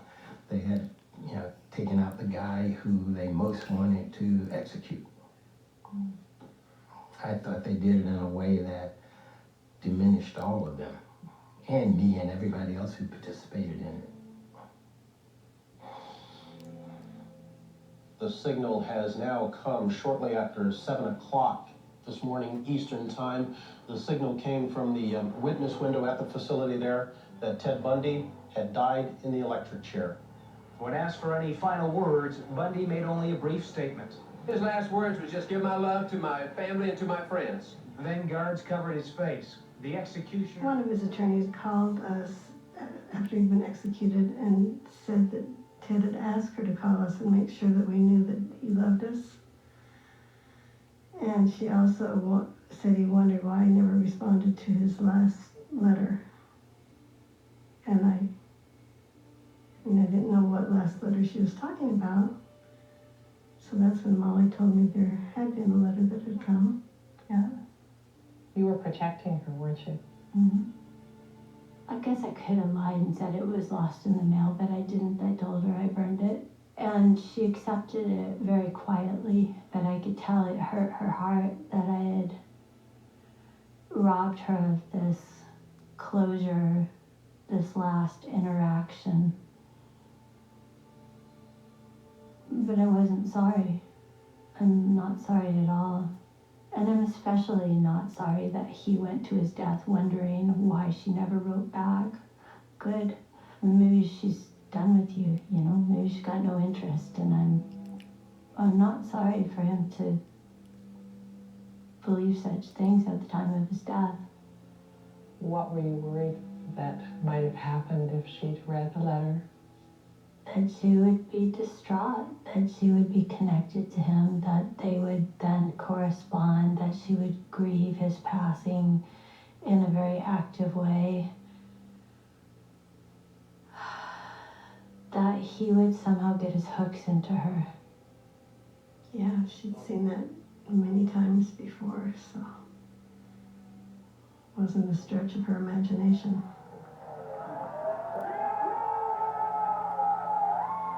When I heard the news that his execution had gone through, it was a big letdown. I didn't feel celebratory. I didn't feel happy. I didn't feel sad. I felt compassion for all of the victims and their families. He was a thief.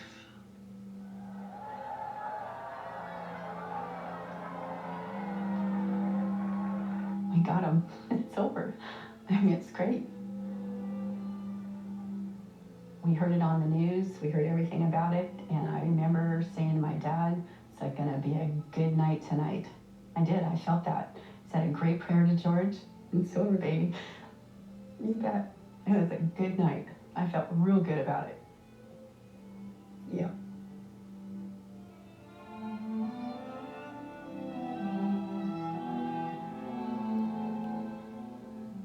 He had to be stopped, and that was the only way.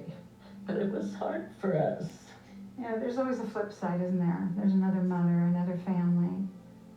And the death penalty is controversial in our hearts. It's not as clear-cut as people think, and when you saw the circus outside the courthouse, that wasn't us. That's nothing to celebrate. No. This is another loss of life. Another mother losing a child, another family. Another family trying to reckon with a horrific event. Vivian Rancourt joined the program. Her daughter Susan was killed by Bundy back in 1974, and Mrs. Rancourt was asked if she had any words for Mrs. Bundy. First of all, we send hugs to her too. I talked to her on the phone the day after the execution. Well, I've said it before, and I'm glad to be able to say it directly to one of the moms. We don't know why this happened, and we feel so desperate. Sorry for you. We didn't want our sons to do these things. We have two beautiful daughters of our own, and we know how we would feel. I am sorry. I know you are. And we don't hold any resentment or hatred towards you or your family. It was just two mothers that had lost a child.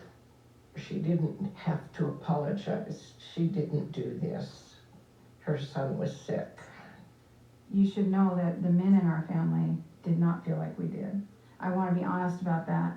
My dad, he wanted to slash his balls off. I mean, my dad was very clear about what he would do to Ted Bundy if he was left alone with him for a moment. My husband, too, would have just kicked him from here to hell and back. No, the men didn't exactly feel the way we did. I wrote a letter to Vivian Winter and said how I agonized over her daughter's death and all these deaths for my whole life and how sorry I was that this had happened. And she wrote me this beautiful letter, and she said that she felt that yes, it was an experience that's hard to describe how devastating it actually is to have your child murdered. But at the same time, as the years passed, she did not want him to take her whole life away from her. By allowing her to remain in sadness, she wanted to go forward and be happy. And she was feeling happiness. And she was making a life for herself that was not controlled by Ted Bundy. And I so much admired and respected that, and I took it on. This is what I want. We're not going to let him continue to perpetuate misery. We're going to live our lives.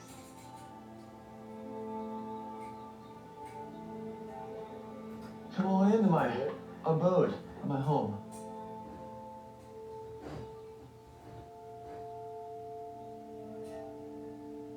Some things make me really depressed. In a almost debilitating way, where I will sit in this chair for days. I'll sometimes stay in this camper for 2-3 days at a time. I don't know.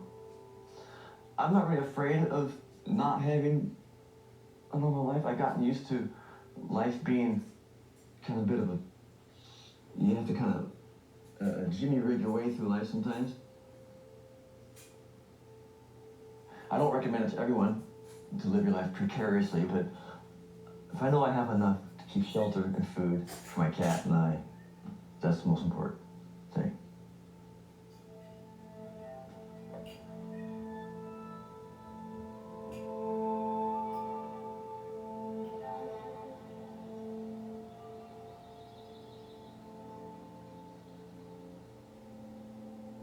When Ted was executed, I had been sober for years. It was probably the thing that saved my life.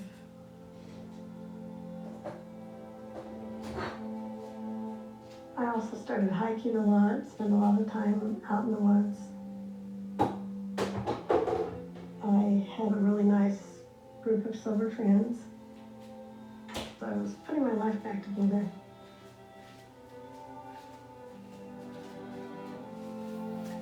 My daughter and I both have talked about this. The fact that we lived is a huge, so many people didn't live. And so when we're struggling to get our life back on track, it's kind of hard to, say I've got these problems with life when we're alive. It feels like we should be able to, that should be enough, that he did not kill us. I have watched the parents of women talk about their loss. And it just breaks my heart. Because I'm the mother of a daughter, I can understand what a big loss that is. As much as I can, I've forgiven myself. And for me, I'm hoping that this is the end of my participation in anything related to Ted. Elizabeth and Molly Kendall are both grateful to be alive and to have each I had lunch other. with my niece, who's 12, and she had just come to understand that I had represented Ted Bundy, and she came to know him somehow, and so she was asking me questions about him. And I was starting my usual talk about, well, the law requires this and that, and I really couldn't go on with it because all I thought about was, as a young 12-year-old girl, she shouldn't have to think that there is some balancing between someone who would prey upon her and something else. That was something that I would have balanced for her, on her behalf. Shortly after the execution, Polly Nelson stopped practicing There were law. times when the rules and regulations of an organization seemed to preclude my taking that opportunity, but I didn't let any of that stand in my way. I just felt that you just go forward, see what happens. Kathleen McChesney became an FBI agent in 1978. She retired as Executive Assistant Director One in of the things that 2002. troubles victims a lot is the question of why me? Why me? And because of all my experience, I knew there isn't an answer to that question. In 1984, Pi Bateman was viciously attacked by a man with a knife. She fought back. You move on, but it all is still part of the big weaving of your life. It becomes part of the fabric, the tapestry of your life, and it's never gone. You learn how to put it into some kind of manageable perspective. Fearlessly, Joanne Testa and her housemates moved back into the home they shared with Linda Healy. Carol Boone died in a Washington State retirement home in 2018. Ted Bundy confessed to 30 murders. The FBI has officially identified 20 women. The real number of victims will never be known.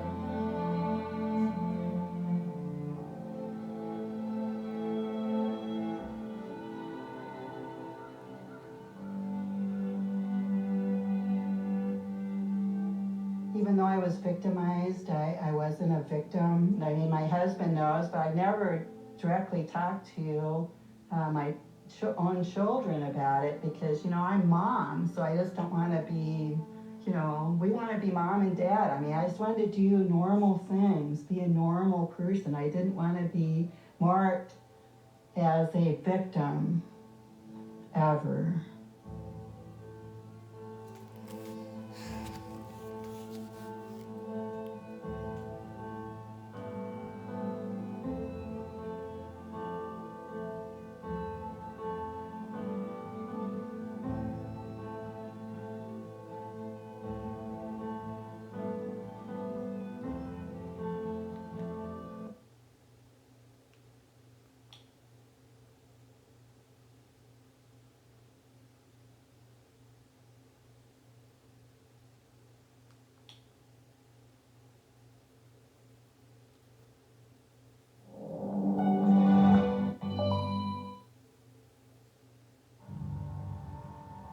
Well, they're still looking for murder suspect Theodore Bundy, who celebrated New Year's Eve by escaping from a Colorado jail. Bundy's escape bordered on a Houdini escapade. The 5'11", 145-pound former law student ripped out a light fixture and steel grating in the ceiling and then maneuvered himself up through a 12-inch by 12-inch hole in the ceiling. Ground units, helicopters, and dogs have been searching for Bundy. Roadblocks have been set up around the town of Glenwood Springs, and an all-points bulletin has been issued. If Bundy is ever recaptured, the Colorado prosecution will continue. And he could be prosecuted for one of the Utah murders before this thing is all over with. But for the moment, Theodore Bundy is merely an escaped convicted kidnapper. And now, one of the FBI's most wanted men. My dreams at this time were extremely vivid. A lot of times they centered around my daughter. Things like she was either really injured or she was really sick and I needed help. And the police told me that they wouldn't help me because I wouldn't help them before. And I was like, but here's my little girl needs help. And I said, sorry. It was just awful. I'd have to like lay in bed and think, did this happen or was this a dream? Like I dreamt one night that I had helped Ted bury the first victim, and I said that if he promised to never do it again, I would forgive him. And it's like I woke up thinking, my God, what's my subconscious doing?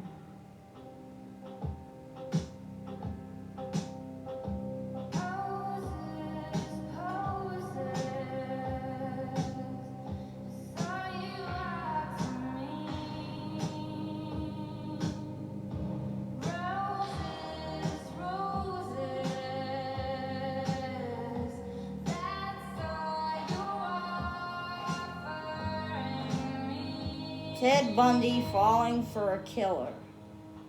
This is the name of this episode is Take Care of Yourself, Young Man. Houston, 35 new astronauts have now officially joined the space program. Ahead, for some of America's first 6 women in space, will be diverse missions. Is there any particular experiment in the program designed to take advantage of the fact that you are a woman? I don't really know exactly what experiments are planned for any of the shuttle missions, but as far as the accommodations and the training, we're all astronauts and we're not distinguished whether we're male or female. Astronaut Resnick got here early and has flown the backseat of the T-38 jet trainer. So almost 20 years after the first astronauts were chosen, NASA finally has women and black astronauts. They'll be flying aboard the space shuttle in 2 years. This is Jules Bergman, ABC News. Another chapter in the rather amazing story of Mr. Bundy. But law enforcement officials here were confident that Bundy would be found again sooner or later. This is Sandy Gilmore, Newswatch 2 in Glenwood Springs, Colorado. He rambled around a little bit. He went to Chicago, then he went to Michigan.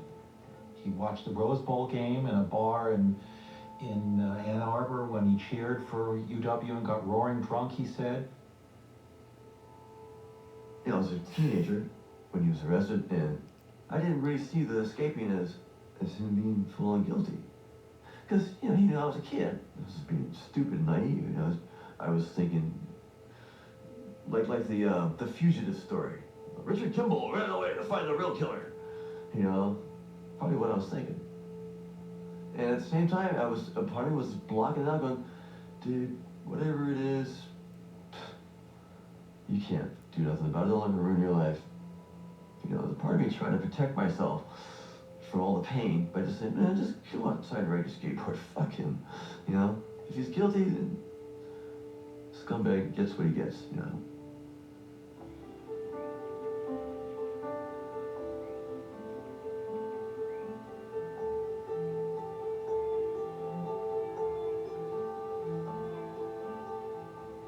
I knew a few of the girls beforehand.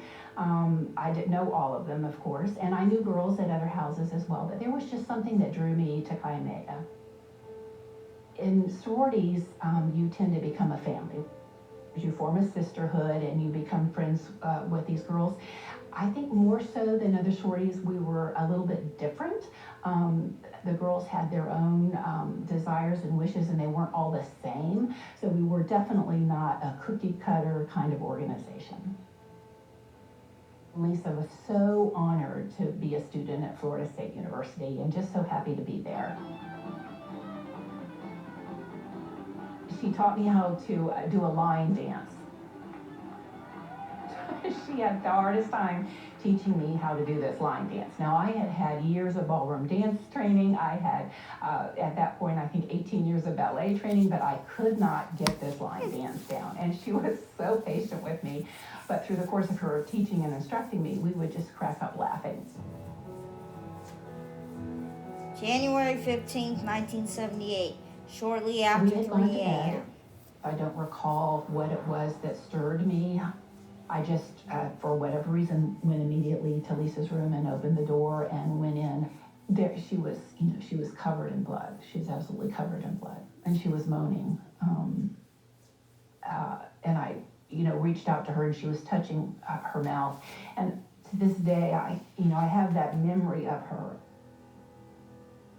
4 young women were beaten with a club and 2 of them were strangled to death last night by a man who found his victims sleeping in this sorority house on the Tallahassee campus of Florida State University.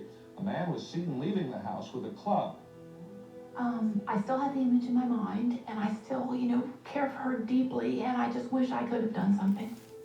The killer came in from the night and then returned to it with an ease that has so far baffled police and left most co-eds here terrified. He clubbed and then strangled to death 20-year-old Lisa Levy and 21-year-old Margaret Bowman. At least one of them was raped. Then he brutally beat 3 more sleeping co-eds, Karen Chandler and Kathy Kleiner. Cheryl Ann Thomas was severely beaten in her apartment 6 blocks away. Well, I think there was this thought that as long as you didn't do harm to another or put yourself in a bad situation, that you could not be harmed.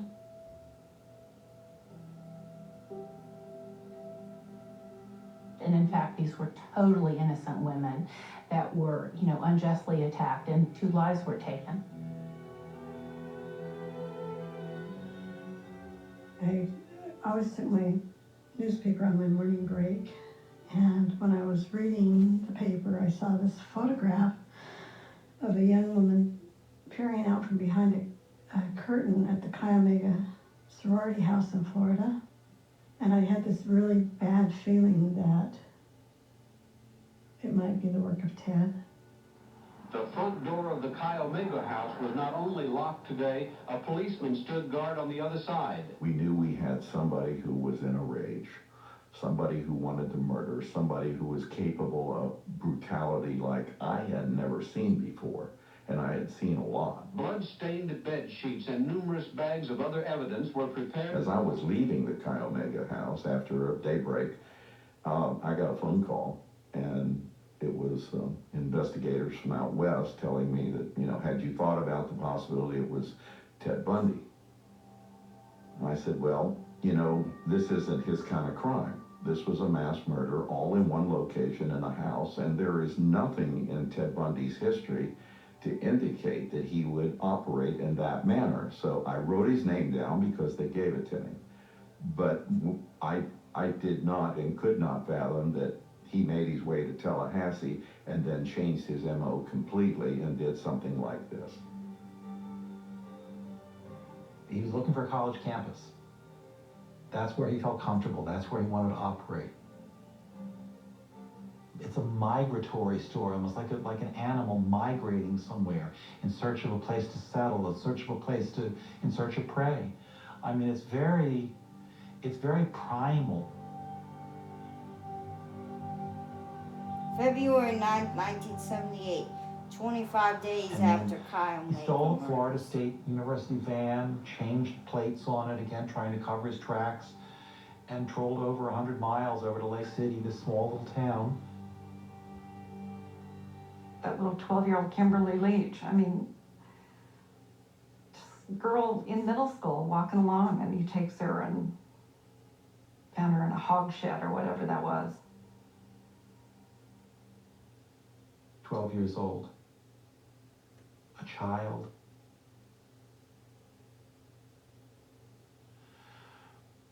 She looked like a 12-year-old. She didn't look, she didn't look older than her years. She was a child. She was taken in front of her own school.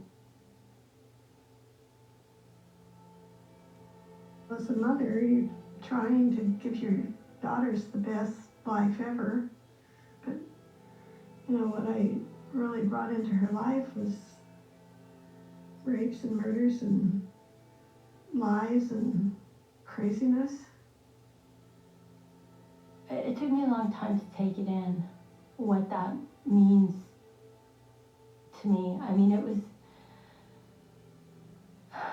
it was hurtful in the same way that every single murder that he committed, every attack that he carried out was hurtful to me.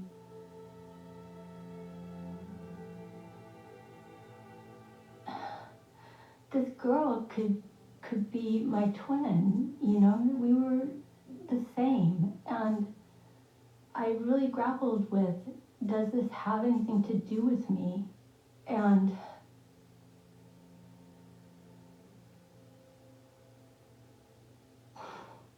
that's devastating.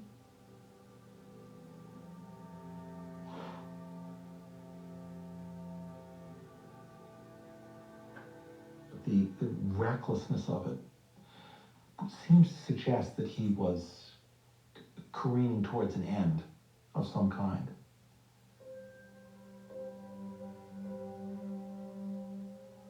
February 15th, 1978, somewhere around 1:30 a.m. in the morning, while on patrol with the Pensacola Police Department, I noticed a Volkswagen Bug coming out of the alleyway behind Oscar Warner's restaurant. No headlights. I came up behind them and activate my blue lights, same time I'm running the tag, and the tag come back as a stolen vehicle. I didn't have a backup anywhere close by. There was only 3 of us working in the entire city of Pensacola that night. I got him out of the car and had him laid on the pavement. He kept saying, "Officer, what's wrong? Officer, what's wrong?" Well, initially when I was placing the handcuffs on him, he kicked my feet out from under me and struck me with a handcuff that had been placed on one wrist. And of course knocked me off my feet, and that's when it started. I was chasing him, hollering halt and so forth. Well, he turned and all I seen was a nickel and thought it was a gun. So I leveled down and fired. So I said, "Well, my God, I've killed him." And when I went to see if he was shot and been down, he grabbed my wrist and we had a struggle for control of my revolver. And it's a heavy pistol. And when I broke it away, I swung and slapped him on the cheek. And if you see pictures right after the suspect was arrested, there's a big bruise on the side of his cheek, and that was from my pistol barrel. There's no doubt in my mind that he'd have killed me if he'd taken my gun away from me. He didn't give us much information initially. The driver's license that he had was in the name of Kenneth Meisner. Norman Chapman was the detective on call, and me and Norman started interviewing him. I kept keying on his eyes. His eyes were alarming to me. They were deep, steel blue eyes, and at first I couldn't figure out what it was I was keying on, but it was his eyes. And it was also the feeling. Once I got around him, I had this feeling I'd never felt before. It was a feeling of, I guess the best way to describe it was frustration and doom. And from then on, when I got this feeling, I knew I'd been around somebody murdered somebody. Not somebody who killed somebody in self-defense. Somebody who had murdered somebody. By this time, everybody in the investigation said, "Chapman, who do you have?" And I said, "Well, I don't know." "Well, how come you don't know?" "Well, see, we didn't have computers or anything back in the 70s. We had to take him to first appearance for a judge." The affidavit that the defendant listed as Kenneth Meisner, is that correct? No, sir. I thought sure him going before the judge, he'd tell who he was. He said, "I ain't telling you who I am." Well, as soon as he comes forth with the correct name for the authorities are able to identify him. So the judge refused to set a bond on him because he didn't know who he was. So I bring him back to the police station. His attorneys went in and talked a few minutes, when they called me in. They said he wants to wait till he contacts some people before you release his identification. There's some people he wants to let them know he's in custody. I says, "Okay." I says, "I will give him 2 hours to call anybody he wants to before I put him back in his cell." I said, "They got to call collect because Pensacola Police Department pays for no more phone calls."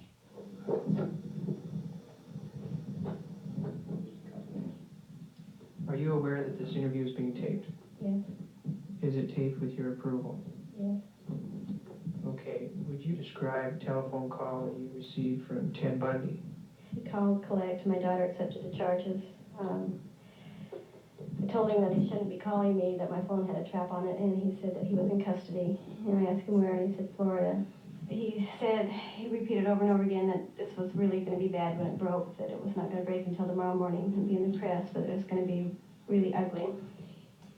And I said, I was really afraid that you might be in that area and that you might have done it. And he said, I can't really talk to you about things. He said, I wish I could sit down and tell you things without anybody listening. And I said, are you trying to tell me that you're sick? And he said, back off. He got really angry. He said, back off. He said, that's not it at all. And I was really confused. It took me a long time to calm down after that. Theodore Bundy came back to Tallahassee early Sunday morning in a Pensacola police cruiser escorted by Leon County Sheriff's deputies. It was in Tallahassee that Bundy allegedly stole 21 credit cards, 3 sets of identification, and a Volkswagen. Authorities also say they could... Saturday morning at 2, he called again, collect. And he said that he wanted to talk about what we've been talking about in the first phone call. And I said, you mean about being sick? And he said, yes.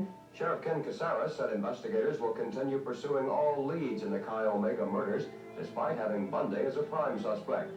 He told me that he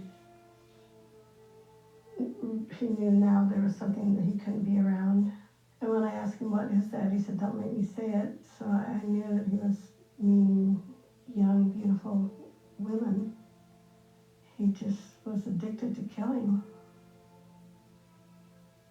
And he started to tell me about this force, is what he called it. And he said it was just start building within him, and it would take him, days before he really acted out. But once he acted out, it was just over. And he mentioned the day that the 2 women were abducted from Lake Sammamish. And he said, I remembered when you and I went to eat hamburgers after that and ice cream. And he said, I remembered what had happened. He said it wasn't like I had a blackout. And he said, but it was just like it was over. And I was just shocked because I thought if he did do these things that he had to have 2 personalities or something like that. But he was telling me that this is just him. Why do you think he did that? I think he was beat. I think he knew that he couldn't live in freedom anymore because he was too murderous. He said to me, didn't you always know? And it's just like, well, yes and no. And it's like, I don't know, it's a very confusing, emotional conversation. I asked him if I somehow played a part in what had happened, and he said no, that for years before he even met me, he'd been fighting the same sickness, and that when it broke, we just happened to be together. I feel like for so long, this mental confusion that I had about, is he guilty, is he capable, is he a really nice, wonderful guy that I should love, and that mental confusion, I think, was all just part of me not being able to face the facts. Once I got off the phone, I just felt like I was glad to know the truth, but I also felt like the truth was just so ugly that I just felt like I felt really upset and very desolate that this was true, that this man I knew did these things. Not only did I know him, I loved him, so it was very difficult. Wanted for questioning in at least 36 cases of rape, murders, and missing women in several western states since 1973. The FBI said Bundy escaped from a jail near Aspen, Colorado last December. He was awaiting trial there on a sex-slaying charge.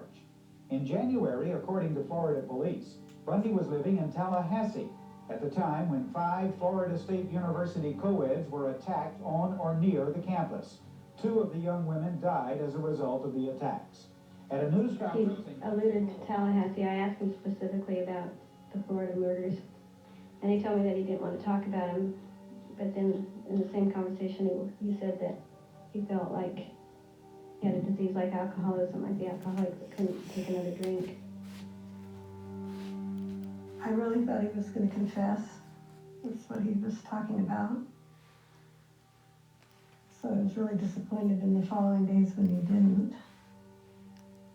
When he called me in my office after a few weeks of not confessing, I could have easily fallen into a chatty conversation with him because that was our pattern. But I already knew that I was coming out from under the spell, but at that point the spell was broken, and I just hung up on him.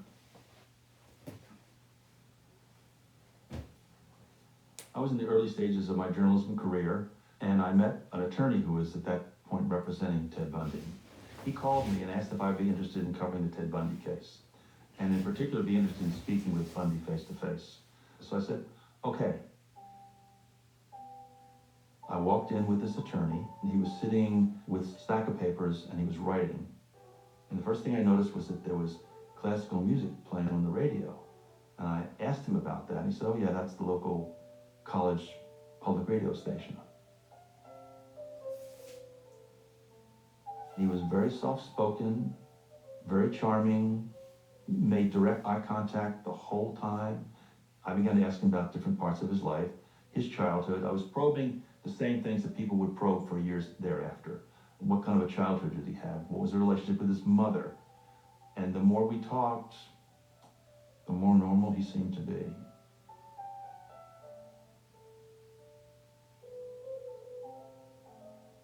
On my way out, I was really shaken.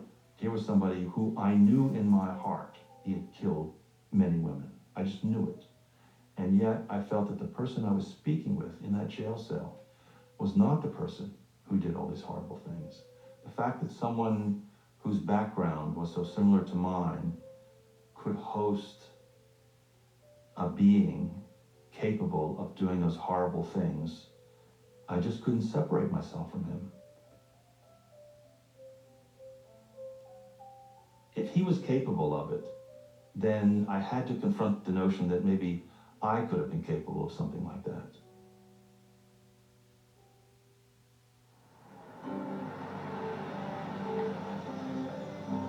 A man who is a suspect in several cases of murder in 4 states has been formally charged in Florida with 3.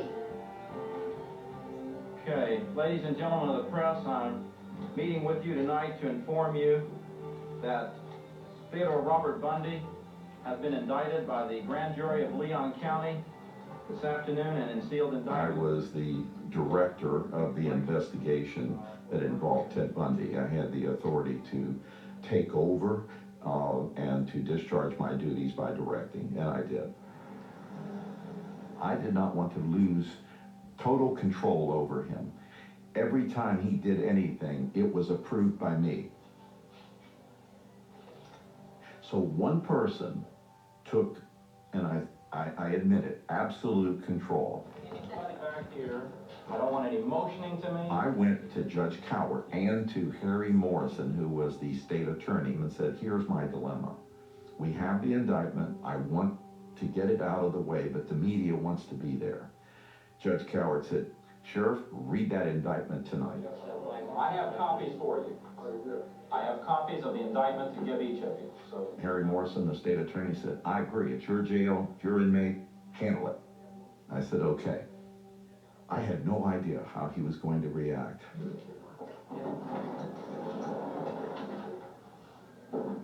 Gentlemen, I'm not to be paraded. Step out, Mr. Bundy.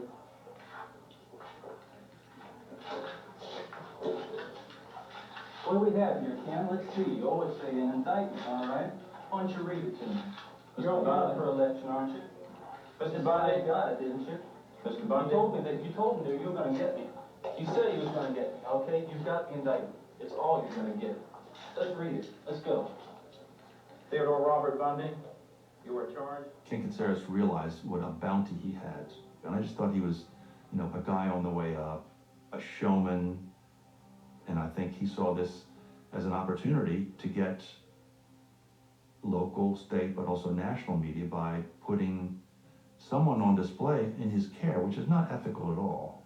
He was willing to risk a show to sort of trot him out. Unprecedented, no legal reason for the show other than just seeking publicity for himself, that is Caceres. Now, in Bundy, he had a willing victim. I mean, Bundy realized the media could help him because it had in the past to humanize him. And so any opportunity he got to use the press, he would use. That Lisa Lee. My chance to talk to the press. Contrary to section 78204 Florida statute. I'll plead not guilty right now. And your grand jurors being present in said court further gives. Obviously, I got a lot of criticism because the media got to see the indictment reading, but they got a chance to see Ted Bundy with those eyes piercing and him saying, I'm gonna plead not guilty right now. I've been kept in isolation for 6 months. I've been kept away from the press. I've been buried by you. You've been talking for 6 months. I think it's my turn now. All right? We got a court order. There won't be any press interviews. Sure there won't be any press interviews. You've given them out. I'm gagged, you're not. I'll be heard. He was a guy powerless at this point, in a jumpsuit, being subjected to a show by someone who had complete control over his life, changed the balance. Because before that, the feelings against Ted were running very high. I mean, the feelings in Tallahassee were very, very raw in these killings and the injuring of these women. And it may have slowed down the sort of community-wide anger and fear that had been generated by Ted. I have to say that when I look at that tape, it really looks like a media event. See what I'm saying? That's why I never responded. Everybody has their own opinion. But what's your response to that? What do you say to that? I don't care what you think. Well, the trial was getting underway here at the courthouse. The 8th floor of the bank building next door was buzzing with activity. Theodore Robert Bundy is national news. The Bundy trial, in effect, was the O.J. trial of 1979. 3 key things happened in court today as the murder trial of Ted Bundy continues in these 3 days of pretrial hearings. The major surprise came late in the afternoon when Bundy, wearing a Seattle Mariners t-shirt, took the stand to discredit the... We knew we had a big story. We knew that it was a first in terms of a big national, international trial on television. Tonight, Ted Bundy and cameras in the courtroom. We're in the newsroom on the 9th floor of the Metro Justice Building, 5 floors above the courtroom. Keep your pieces short so that we can all get on the air. Smile, Ted. I mean, the networks were there. We had a feed room. We built a newsroom in a courthouse. You had young women who had been brutally murdered by a really good-looking guy that didn't fit the pattern. I mean, it had all the elements. It was made for TV, and TV was there. 3, 2, 1. Is anybody using a walkie-talkie on this floor? You're breaking up the feed. Get ready, Larry. It's coming up. Murder trials are drama more than anything else. They're ritualized dramas, the beginning, the middle, and the end. There's usually a resolution, unlike many things in life. I prefer to be in the courtroom every day because that's just the way I do what I do. Sometimes you just feel something in the courtroom, a look on somebody's face, an intake of breath in the jury box. During what might be the most brutally descriptive day of testimony, Ted Bundy looked more like a defense attorney than a defendant on trial for his life. When Ted insisted on defending himself, he wanted to show that he was a competent lawyer in the making. But then I think the limelight infected him in some way. And I think he was really then playing to this much larger audience than the 12 people in the jury box. You don't talk to me, and you don't talk to me. Sure, that's the matter. He was focused on managing his image, but when he stood up to question a witness, it wasn't because there was a point to it. It was he was standing up to question a witness, and they caught that on camera. You recall her telling you that you should remember to see him being young? Judge? And he looked like a lawyer, and he asked questions, his mouth moved, and so, therefore the public would say, well, that's amazing, this guy's like a lawyer. And the fact that the press, responded to him just encouraged him. I thought he enjoyed it too much. I would see him on TV carrying boxes of legal documents and playing a role of attorney, like this is his big chance to act like an attorney. It was just bizarre. Nina, do you see the man that you saw at the door of the Talladega House on January 15, 1978, courtroom today? Yes, I believe I do. I was at my grandparents' house in the summer, and it was my habit to watch TV in the mornings down there. And this is the first time that I've seen him in in life. I would sit and watch this every day, and nobody really understood what I was watching. And I think I recognize it now better than I ever have before. That was the moment for me where my whole world shifted, and I saw him as something entirely different. It's one thing to know that someone's probably guilty, but it's another thing to really understand guilty of what. My jaw was broken in 3 places. I had lacerations on my shoulder and like whiplash on my neck. And I had cuts on my head. I had a broken jaw. Some of my teeth were knocked out. It was really so shattering to see these murdered women, to see the evidence that depicted their smashed heads, and hear about the physical things that were inflicted upon them and see the evidence of such. It was horrendous. And I knew.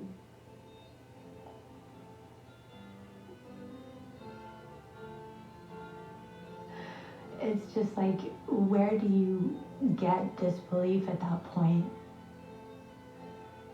I couldn't find it, and I loved him very much. Still? At that time, yes, I loved him very much. Murder case against Theodore Robert Bundy and will be heard at the Justice Committee. There were some journalists who felt that Bundy was innocent, that he couldn't have done this. He's relaxed and confident in court and took the time to chat a few minutes with me about Seattle, about his family, and to welcome me to Miami, smiling when the guard very obviously wanted our conversation to end. He got coverage that fell for his act. That was a failure on the part of the press, a failure to look deeper and think harder about what it was they were dealing with.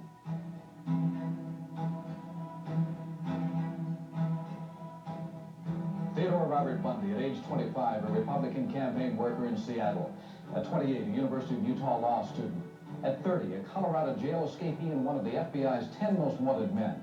That must have been a terrifying moment for this young man who has maintained his innocence in every crime he has been accused of. It's a discounting of the stories of the women in favor of the central hero, for lack of a better word, being the most important character in the narrative. Each day, the courtroom is filled with spectators drawn by a fascination with Theodore Bundy himself or by the gruesome details of the crimes. And try to imagine yourself in his place and see how he's feeling, looking at the pillows with blood stains and everything. If he really did it or not.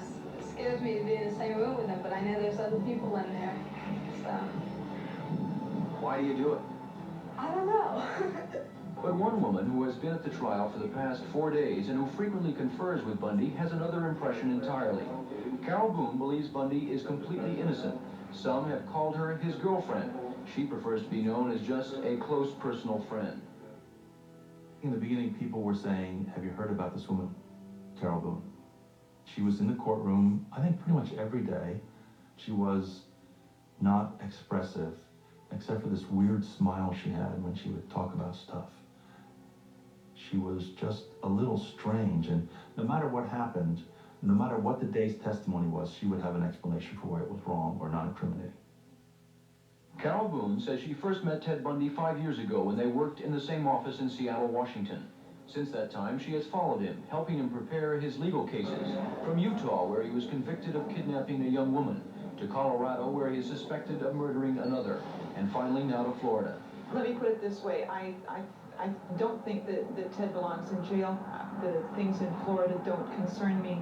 Carol would come up and just talk to individual reporters, and my memory is that she would be spinning for Ted. She was definitely talking on his behalf, and she seemed absolutely sincere. Boone says she has twice been allowed to visit Bundy in jail since he was brought to Miami 6 days ago. She describes him as nervous, but cautiously hopeful. Well, what did you make of him taking up with Carol Boone? I'm just glad it wasn't me. I just felt like she's going to be just as roped in as I was. She's going to be used just like I was. This isn't going to end well for her. And are you familiar with the defendant myself? Yes. And how long have you known him? Since May of 1974. And he has spent a lifetime observing women and deciding who's going to become a victim. And I think he could tell when women had the codependence issue where they wanted to help him in any way they could. I don't think they had reason to charge Ted Bundy with murder in either Leon County or Columbia County. You know, all the facts of the case, I don't understand how she made it through all of that and still believed in him. What is that a picture? That's a photograph of you taken several years ago before you were in custody. But I do believe she believed in him. I mean, I can't judge her. I can't judge any single person, you know, in this story. I mean, we all just did the best we could, but I'm not sure why her story went like that. That these two right here, which are State's Exhibits numbers 6 and 7. On one of the days that they presented the autopsy photographs, what I was seeing was the graphic evidence of the damage he did to these women. You know, they're horrific pictures, horrible stuff. That as I looked at these women looked like women who I knew. I was the same age as Bundy. I was still on the fringes of a college campus, and these were faces of people that I could see on my own campus, in my own college town. On that day, I left the trial coverage and was having dinner with another journalist, and in the middle of dinner, I just started to weep because it was so horrific. How could you maintain that intensity of hatred for women and be able to do this time after time after time?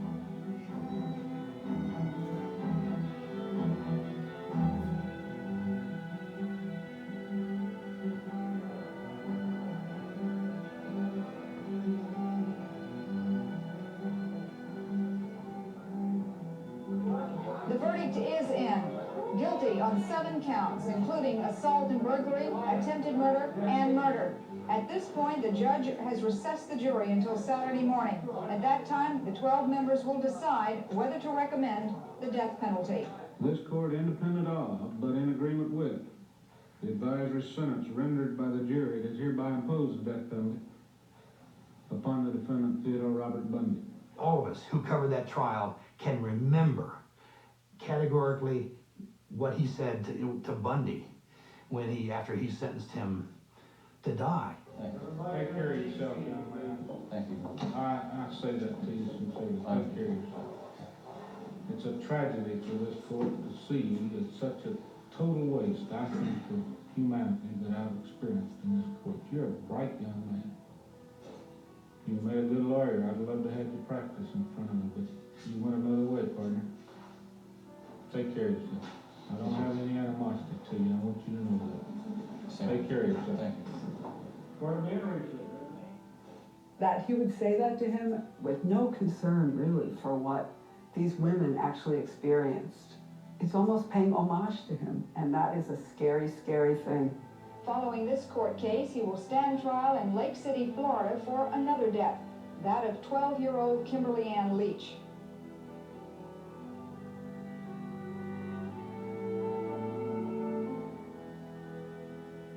Wearing a blue bow tie and a big grin, Theodore Bundy faced the jury for the last time.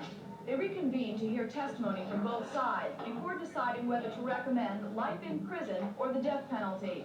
The defense called only one witness, Carol Boone. Acting as his own lawyer, Bundy questioned her about his character. She said he's a kind, warm, patient man, a very positive part of her life. Then the convicted man popped the question. Will you marry me? Yes. And I do hereby marry you. Thank you. When they got married, I just thought, I felt slightly disgusted just because it was such a Ted showboating type thing to do. He married her on the stand at the trial of this girl who he raped and mutilated and murdered. And every year that I've gained since then, I think about her and the years that she did not gain. The prosecution called the marriage proposal a charade and asked the jury to consider the timing of the announcement. The jury deliberated about 45 minutes. They came back with a decision of death. A majority of the jury advised and recommend to the court that it impose the death penalty upon the defendant, Theodore Robert Bundy, dated this 9th day of February 1980 in Orlando, Orange County, Florida. It is further ordered that you, Theodore Robert Bundy, be taken by the proper authority to the Florida State Prison and there be kept and closely confined until the date of your execution is set.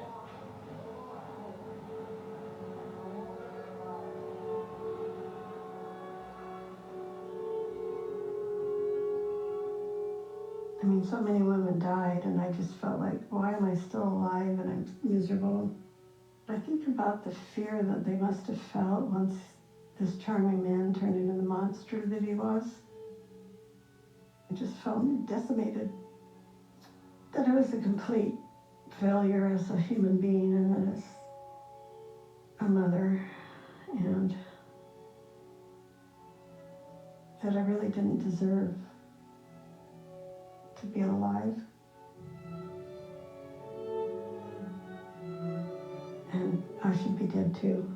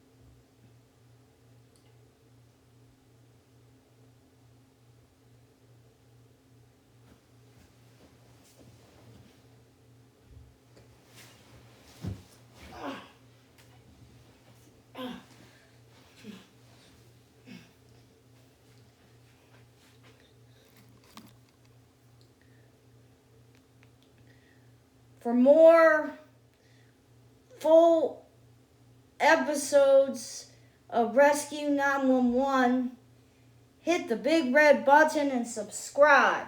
Peace out, YouTube. I'm going to click on finish event now.